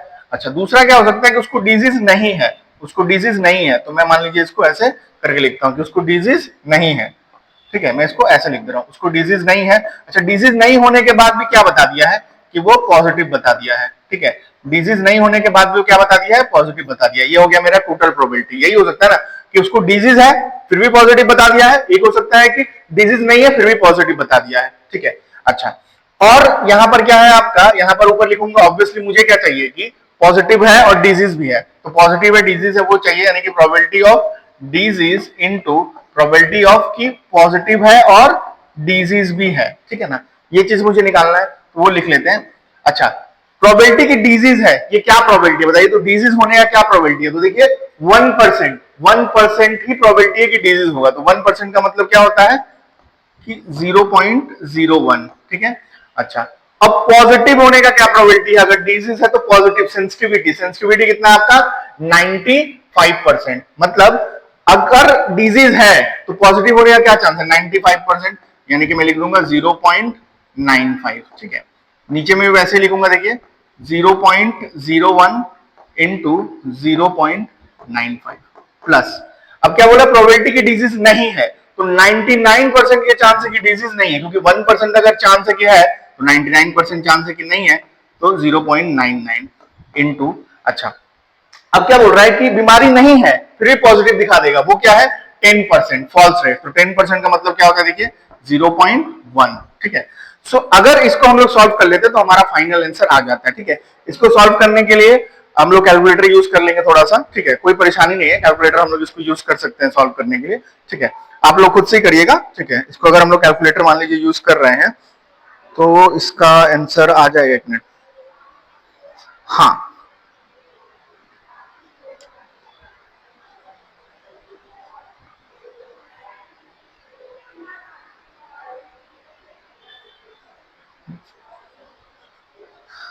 तो इसका अप्रोक्स आंसर आएगा, देखिए 0.087, ठीक है ना। तो ये हमारा आ गया क्या कि डिजीज है और मतलब basically probability of disease by positive test, ठीक है। सो उम्मीद करता हूं ये चीज समझ में आया होगा, इसको अच्छे से नोट डाउन कर लीजिए, ठीक है। अब देखिए ये वाला जो क्वेश्चन था बिल्कुल सिमिलर था, आप देख सकते हैं 1% पॉपुलेशन है, 95% एक्यूरेट है नेगेटिव केसेस के लिए, ठीक है, और 99% पॉजिटिव केसेस के लिए, तो इस तरह से करके आप लोग इसको सॉल्व कर सकते हैं। इसका आंसर मुझे जरूर बताइएगा, ठीक है।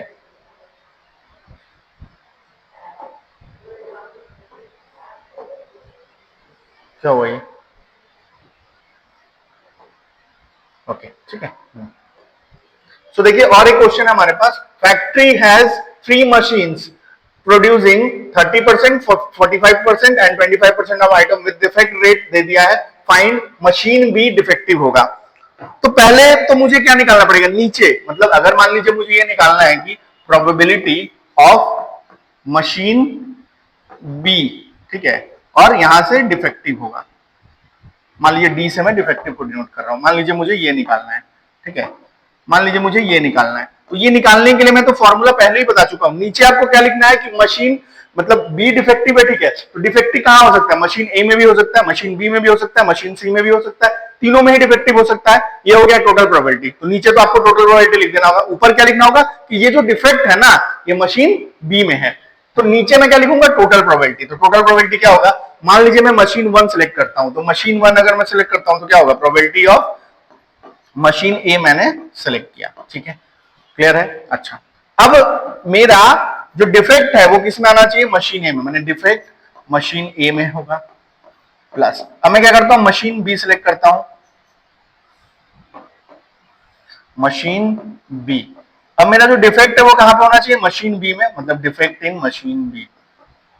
अब मैं क्या करता हूं मशीन सी सिलेक्ट करता हूं, मशीन सी, और मेरा डिफेक्ट कहां होना चाहिए, मशीन सी में, मतलब मेरा डिफेक्ट होना चाहिए मशीन सी में।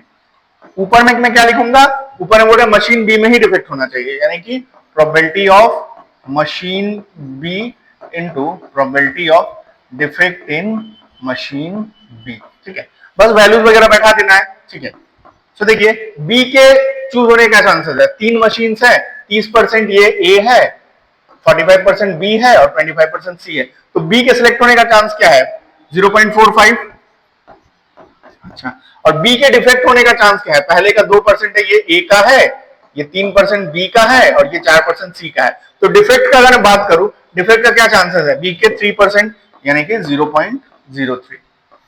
नीचे लिखेंगे ए के सिलेक्ट होने का चांस क्या है आपका 30% यानी कि 0.3। डिफेक्ट का क्या चांसेस है, डिफेक्ट का चांसेस है 0.02 प्लस बी का सिलेक्ट होने का चांस तो लिख ही चुका हूं 0.45, ठीक है, इनटू डिफेक्ट क्या है इसमें 0.03 प्लस सी के सिलेक्ट होने का चांस क्या है 25% यानी कि 0.25। अच्छा डिफेक्ट होने का चांस है 4% यानी कि 0.04। देख रहे बेस थ्योरम कितना सिंपल है, बस आपको आइडेंटिफाई करना है चीजों को, बाकी तो बच्चों का खेल है। इसका आंसर निकाल देंगे, ठीक है, इसका फाइनल आंसर निकाल देंगे जो भी आएगा, ठीक है। तो इसका आंसर आप लोग मुझे कमेंट में बताएंगे, ठीक है ना, इसका आंसर मुझे कमेंट में बताएंगे। तो इसका क्या लिख करके आप बताएंगे, इसमें लिख करके बताएंगे आप Bayes theorem question 2, Bayes theorem question 2 ऐसे करके मुझे कमेंट में आंसर बताएंगे कि फाइनल आंसर क्या आने वाला है कैलकुलेट करके, ठीक है। बेस थ्योरम क्वेश्चन 2 ऐसे लिख के डैश करके आप बताएंगे इसका आंसर क्या आने वाला है। देखिएगा दूसरा क्वेश्चन। अच्छा बोला है 2 बैग्स कंटेन्स बॉल्स, बैग 1 में 3 रेड और 4 ब्लैक बॉल्स है, बैग 2 में 5 रेड और 6 ब्लैक बॉल्स है। A ball is drawn is red, find the probability की जो रेड बॉल है ना वो बैग 1 से ड्रॉप हुआ है। तो इसको अगर मुझे लिखना है तो प्रोबेबिलिटी ऑफ कि वो जो रेड बॉल है ना वो कहां से लिया गया है, वो बैग 1 से लिया गया। तो मुझे तो पहले ये निकालना पड़ेगा ना नीचे, मुझे नीचे क्या निकालना पड़ेगा, ये रेड बॉल के आने का क्या प्रोबेबिलिटी है, मुझे ये निकालना पड़ेगा टोटल प्रोबेबिलिटी। अच्छा वो जो रेड बॉल निकाला हूं वो बैग 1 से ऊपर लिखूंगा, तो हमारे पास फिलहाल 2 बैग है ना, सो नीचे टोटल लिख लेता हूं। तो पहले मैं क्या करूंगा प्रोबेबिलिटी ऑफ बैग 1 कि मैंने बैग 1 सिलेक्ट किया है, फिर प्रोबेबिलिटी कि वो जो रेड बॉल है ना वो कहां पे है, बैग बॉल्स मैंने बैग 1 से है, ये एक हो गया। अच्छा फिर लिखूंगा प्रोबेबिलिटी ऑफ भाई बैग 2 मैंने सिलेक्ट किया मान लीजिए, तो ये जो रेड बॉल है ना ये कहां पे है, बैग 2 में है, रेड बॉल इन बैग 2, ठीक है। ऊपर क्या लिखूंगा, बैग 1 से सिलेक्ट करना है तो probability of bag 1 into probability of ये जो रेड बॉल है ये कहां पे है, बैग 1 में है। अब देखिए बैग 1 2 बैग हैं, अगर मान लीजिए मेरे पास 2 बैग हैं, उनमें से एक बैग सिलेक्ट होने क्या प्रोबेबिलिटी है, मैं अभी बताया थोड़ा देर पहले ही मैं बता रहा था कि 2 बैग में से एक बैग सिलेक्ट होने क्या प्रोबेबिलिटी है 1/2, रैंडमली सिलेक्ट कर रहे हैं ना, तो ये आ गया प्रोबेबिलिटी ऑफ बैग 1 1/2। अच्छा उसमें से रेड बॉल सिलेक्ट होने क्या प्रोबेबिलिटी है, तो देखिए बैग 1 में 3 रेड है 4 ब्लैक है, तो टोटल 7 बॉल है, 7 बॉल में से मुझे कितना सिलेक्ट करना है, रेड में है यानी कि 3/7, ठीक है, रेड सिलेक्ट करना ना, 3 रेड है इसलिए 3/7। वैसे ही बैग 1 सिलेक्ट होने की प्रोबेबिलिटी 1/2। अच्छा रेड इन बैग 1 ये 3/7 अभी अभी लिख चुका हूं, प्लस बैग 2 सिलेक्ट होने की क्या प्रोबेबिलिटी है, 2 में से एक सिलेक्ट करना है यानी कि 1/2, और बैग 2 का बात करूं तो 5 रेड है 6 ब्लैक है, यानी टोटल 11 बॉल है, इसमें से 5 रेड है, तो 5/11। इसको सॉल्व कर लेते हैं। सो ये देखिए ये आ जाएगा 3/14, और इनका एलसीएम वगैरह ले लूंगा तो ये आ जाएगा, देखिए ये आ जाएगा आपका 7 और 11 यानी कि 77 ये आ गया। अब यहाँ पे आपका 77, ओके ठीक है, तो अच्छा सॉरी 77 नहीं आएगा, 77 इंटू 2 आएगा, ठीक है, 77 इंटू 2, ठीक है, तो 77 इंटू 2 आया। अब देखिए यहाँ पे है 14 यानी कि 11, यहाँ 33, आप ये कैलकुलेशन करके देख सकते हैं, 14 यानी कि 11 और ठीक है ओके 33, ठीक है ना, 14 ओके प्लस 2 तो दोनों में है तो 11 आ जाएगा ना, 11 है तो 7 आ जाएगा, ठीक है, एक मिनट, यहाँ पे आया आपका 7 तो 11 3 33, ठीक है, यहाँ पे आया 7 तो 35 35, ठीक है। अब इसको फर्दर अगर आप सॉल्व करेंगे तो ये कुछ ऐसा आ जाएगा, देखिए 3 बाई, या फिर अगर हम लोग उसको काट भी सकते हैं फर्दर, ये आपका 7 से 2 बार में कट जाएगा, और ये 2 से 2 कट गया, ये 7 से 11 बार में कट गया, यानी कि नीचे वाला पूरा कट गया, यानी कि 3/1 आ गया, और ये 11/33 66 67 यानी कि 3/67 33/67, ठीक है, 33/67 आ गया, ठीक है। इसको आप कैलकुलेशन वगैरह देख लीजिए, कोई दिक्कत वाली बात नहीं, ऐसा ही कुछ आएगा, ठीक है। सो मेन जो चीज है वो है कॉन्सेप्ट, कॉन्सेप्ट समझ में आ रहा है ना, बेस थ्योरम का कॉन्सेप्ट तो उम्मीद करता हूं पूरे अच्छे समझ में आ रहा होगा।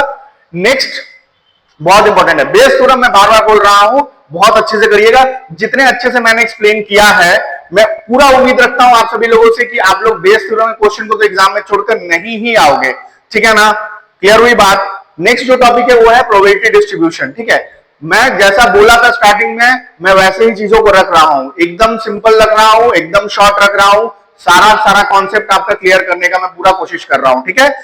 तो जितने भी मैंने क्वेश्चंस आपको होमवर्क दिए हैं उनको कमेंट में जरूर बोलिएगा, और इसके अलावा भी अगर कोई डाउट हो, जैसे आप लोग अगर कोई डाउट होता है, जितने भी चैप्टर्स मैंने कराए उनमें कोई डाउट है तो उनसे रिलेटेड क्वेश्चन जो है आप कमेंट में डाल सकते हैं। जब मान लीजिए एक साथ 8-10 क्वेश्चन अगर हो गए तो मैं एक अलग सेपरेट वीडियो बना करके उसमें आपको एक्सप्लेन कर दूंगा, ठीक है। लाइक जरूर करिएगा वीडियो को अगर अच्छा लगा तो, ठीक है। तो नेक्स्ट क्या है, प्रोबेबिलिटी डिस्ट्रीब्यूशन। ये भी एक कॉन्सेप्ट है, इससे भी कभी कभी क्वेश्चन आ जाते हैं, ठीक है। सो प्रोबेबिलिटी डिस्ट्रीब्यूशन क्या होता है थोड़ा समझ लेते हैं। जैसे मान लीजिए कि मेरे पास अगर मान लीजिए इसको कैसे लिखते हैं, मान लीजिए मैंने एक कॉइन को टॉस किया, मैंने मान लीजिए 2 कॉइन को टॉस किया, ठीक है। मान लीजिए मैंने 2 कॉइन को टॉस किया, ठीक है। तो पूछा है कि प्रोबेबिलिटी डिस्ट्रीब्यूशन निकालो नंबर ऑफ हेड्स का, ठीक है। तो अगर मान लीजिए मैं 2 कॉइन को टॉस कर रहा हूं, ठीक है, तो 2 कॉइन को टॉस कर रहा हूं, आउटकम क्या होगा, हेड हेड हो सकता है, हेड टेल हो सकता है, टेल हेड हो सकता है और टेल टेल हो सकता है।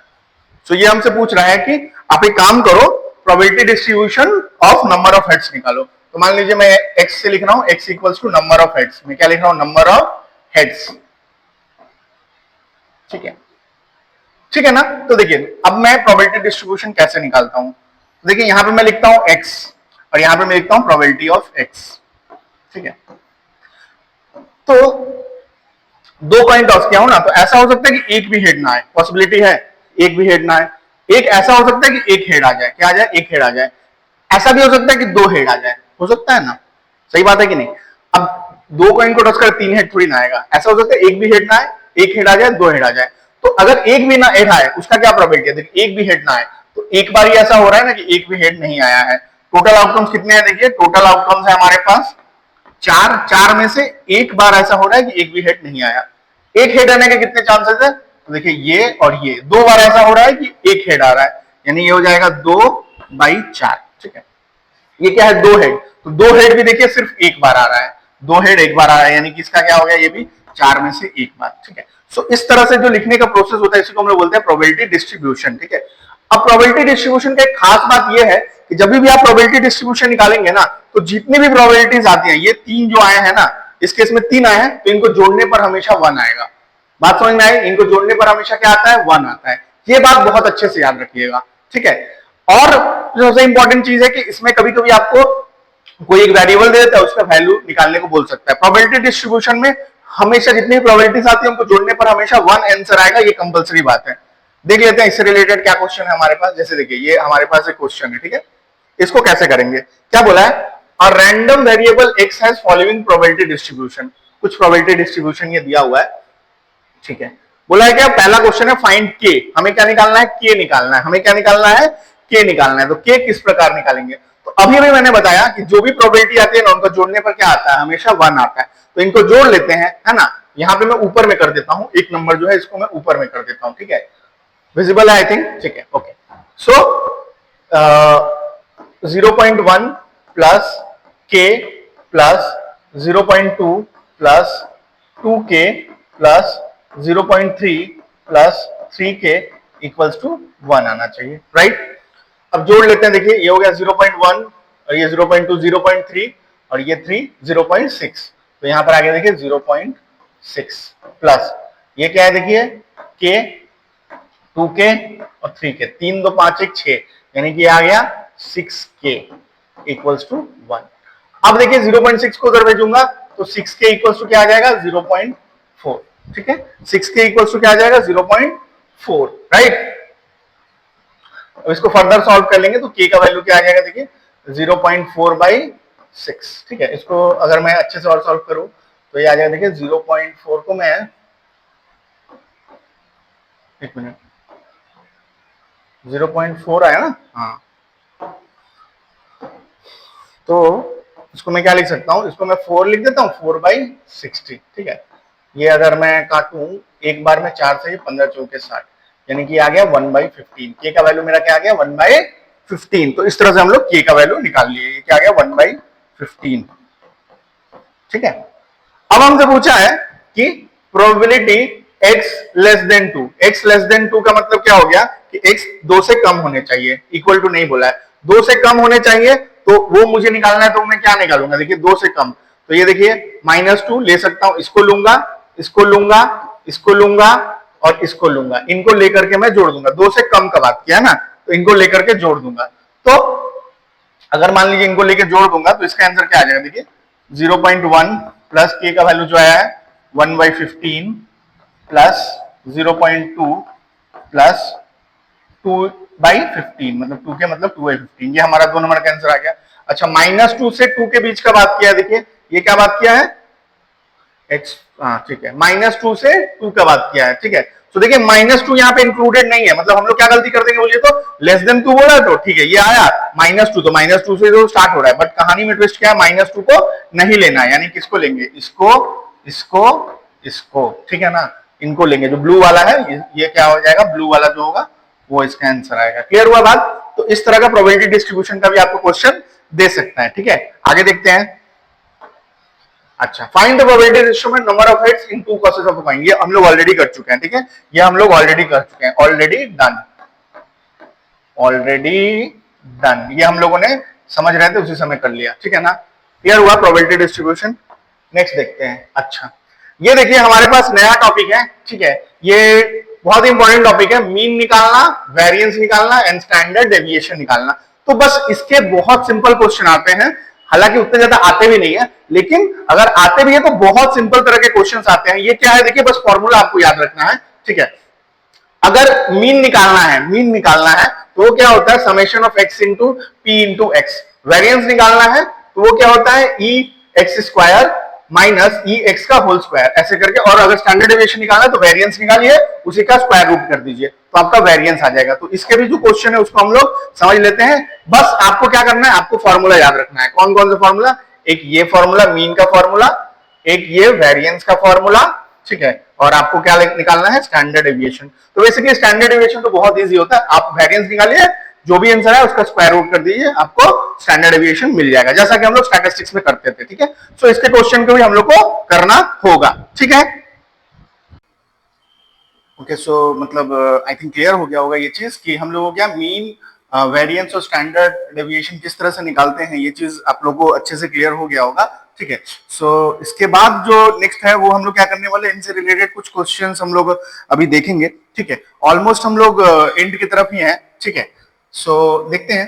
तो देखिए जैसे हमारे पास एक क्वेश्चन दिया हुआ है कि डिस्क्रीट रैंडम वेरिएबल एक्स का वैल्यू दिया हुआ है, उनका प्रोबेबिलिटीज दिया हुआ है, ई एक्स और वेरिएंस एक्स निकालना है। तो जैसा कि अभी आप लोगों को पता है कि अभी हम लोगों ने देखा था ई एक्स कैसे निकलता है, ई एक्स इक्वल्स टू होता है summation of x into probability of x, ठीक है। मतलब बेसिकली अब बात क्या होता है कि अगर मान लीजिए एग्जाम में क्वेश्चन दिया हुआ है तो आपको क्या, जैसे प्रोबेबिलिटी डिस्ट्रीब्यूशन वाला है वैसा बना लेते हैं। हालांकि यहाँ पे डेटा बहुत सिंपल है, इसलिए मैं डायरेक्ट ही निकाल देता हूं, ठीक है। सो एक्स कितना है, देखिए 1 2 3 और उनका प्रोबेबिलिटीज भी गिवन है। तो मैं क्या लिखूंगा, 1 इंटू 1 के लिए प्रोबेबिलिटी कितना है 0.2 प्लस, फिर उसके बाद 2 लूंगा तो प्रोबेबिलिटी कितना है 0.5, यहाँ पर देखिए प्रोबेबिलिटी कितना है 0.5, और अगर 3 लेता हूं तो 0.3, सो प्लस 3 इंटू 0.3। तो इनको अब मल्टीप्लाई कर लेते हैं, ये आ गया देखिए 0.2 प्लस 1 प्लस 0.9, ठीक है। सो फाइनली आ गया 2.1, ये फाइनली क्या आ गया 2.1। तो हम लोग का ई एक्स जिसको हम लोग मीन बोल रहे थे, सो वो हम लोग का क्या आ गया, हम लोग आ गया 2.1। अब हमें क्या निकालना है, अब हमें निकालना है वेरिएंस एक्स। तो वेरिएंस एक्स का फॉर्मूला मैंने बताया था ना थोड़ा देर पहले, वेरिएंस एक्स का फॉर्मूला क्या होता है, मैं यहां पर लिख के देता हूं आपको, ठीक है। वेरिएंस एक्स का जो फॉर्मूला होता है वो क्या होता है, देखिए यहां पर मैं साइड में लिख रहा हूं, ये क्या होता है, ये होता है आपका ई एक्स इस पूरे का स्क्वायर, सॉरी एक मिनट, ई एक्स स्क्वायर माइनस ई एक्स और इस पूरे का होल स्क्वायर, यही होता है ना फॉर्मूला। सो अभी तो देखिए मेरे पास ई एक्स है, ई एक्स है, बट ई एक्स स्क्वायर चाहिए तो वो भी निकालना पड़ेगा ना, तो वो मैं निकाल लेता हूं। देखिए ई एक्स स्क्वायर ये क्या होता है, ये होता है summation of x square into P x, ठीक है ना। ये हम लोग अभी निकाल लेंगे, ये निकाल लेंगे, ये निकाल लेने के बाद उसमें पुट करेंगे, वेरिएंस एक्स हम लोग का आ जाएगा, राइट। सो पहले देखिए 1 का स्क्वायर कितना होता है, 1 स्क्वायर इंटू प्रोबेबिलिटी कितना है 0.2, 0.2 plus 2 square into 0.5 plus next कितना है आपका 3 स्क्वायर इंटू 0.3। सो अगर आप इसको सॉल्व करेंगे तो देखिए 1 इंटू 0.2 तो 0.2 ही होता है। 2 स्क्वायर यानी कि 4 इंटू 0.5 होता है, 4 इंटू 0.5 होता है आपका 2। अच्छा 3 स्क्वायर 9 इंटू 0.3, 9 इंटू 0.3 कितना होता है 2.7 प्लस 2.7 इक्वल्स टू आ गया ये देखिए 4.7 4.9, ये कितना आ गया 4.9। ठीक है, सो हमको देखिए बेसिकली क्या मिल गया, EX में मिल गया, EX स्क्वायर भी मिल गया, यहाँ पे बैठा देते हैं। सो ये आ गया देखिए 4.9 माइनस EX का स्क्वायर जो कि आया 2.1, तो 2.1 का स्क्वायर आपको पता है 4.41 होता है। सो फाइनली अगर आप इसको नेक्स्ट फर्दर सॉल्व करेंगे तो क्या आ जाएगा 4.9 माइनस 4.41 जो कि होता है आपका 0.49। ठीक है, सो हमारा वेरिएंस कितना आ गया 0.49। अगर मान लीजिए हमसे स्टैंडर्ड डेविएशन पूछ रहा होता तो हम क्या कर देते इसका स्क्वायर रूट कर देते। चलिए मैं निकाल के भी दिखा देता हूं आपका स्टैंडर्ड डेविएशन क्या होगा। अगर मान लीजिए पूछा होता, आपको स्टैंडर्ड डेविएशन पूछेगा तो वेरिएंस तो निकालना ही पड़ेगा। अब मैं अगर मान लीजिए स्टैंडर्ड डेविएशन निकालता हूं तो वो आ जाता √0.49। ठीक है, सो ये क्या आ जाता देखिए, ये आ जाता मेरा 0.7, मतलब स्टैंडर्ड डेविएशन मेरा क्या आ जाता 0.7 अगर वो पूछा होता तो, बट नहीं पूछा फिर भी मैंने बता दिया। ठीक है, क्लियर है सबको, आगे बढ़ते हैं फिर। देखिए ये हमारे पास और एक क्वेश्चन है, बहुत ही सिंपल सा क्वेश्चन है, बहुत ही सिंपल। ये क्या है, for a distribution with EX दे दिया है, EX स्क्वायर दे दिया है, हमसे पूछा है कि स्टैंडर्ड डेविएशन निकालो। अभी तो मैंने बताया स्टैंडर्ड डेविएशन कैसे निकलता है। ठीक है, सो स्टैंडर्ड डेविएशन निकालने के लिए आपको क्या करना पड़ेगा, सबसे पहले वेरिएंस निकालिए। क्या करिए, वेरिएंस ऑफ x। ठीक है, ये निकाल लेंगे, फिर उसका जो भी आंसर आएगा उसका अगर आप रूट कर देते हैं, मतलब रूट ऑफ वेरिएंस x जो भी आया है वो क्या होता है आपका स्टैंडर्ड डेविएशन। ठीक है, सो ये जो स्टैंडर्ड डेविएशन का है, ये जो लास्ट क्वेश्चन है, ये लास्ट है, लास्ट क्वेश्चन, इसका आंसर आप लोग मुझे कमेंट में बताएंगे। ठीक है, इसका आंसर आप लोग मुझे कमेंट में बताएंगे। ठीक है, ये लास्ट क्वेश्चन था आज के लिए। उम्मीद करता हूं ये आपको क्लास बहुत अच्छा लगा होगा। सो इसी के साथ मैं इस क्लास को एंड करता हूं। Thank you very much class attend करने के लिए। कमेंट्स जरूर करिएगा जो भी क्वेश्चन मैंने आपको प्रोवाइड किया है। और लास्टली मैं एक आपको छोटी सी बात बोलते हुए जाना चाहता हूं कि पता है मेरे क्लास में ना एक क्लास 10 में एक स्टूडेंट था। ठीक है, सो उसके क्लास 10 में उतने अच्छे मार्क्स आए नहीं थे। ठीक है, पढ़ने में उतना अच्छा नहीं था, still he choose to take science. उसने साइंस लिया, साइंस लेने के बाद उसने पूरा 11 भी उतना अच्छे से पढ़ाई नहीं किया, बट पता नहीं ऑल ऑफ अ सडन किस चीज का उसको रियलाइजेशन हुआ, 12 में उसने फोड़ के रख दिया। ठीक है, 12 में उसने 95% ज्यादा स्कोर कर दिया। एक स्टूडेंट जो क्लास 10 में 65% आया था, उसके बाद उसको साइंस कोई दे नहीं रहा था, धक्के खाते खाते खाते खाते कॉन्टैक्ट्स लगा के जैसे तैसे करके उसने साइंस ले लिया।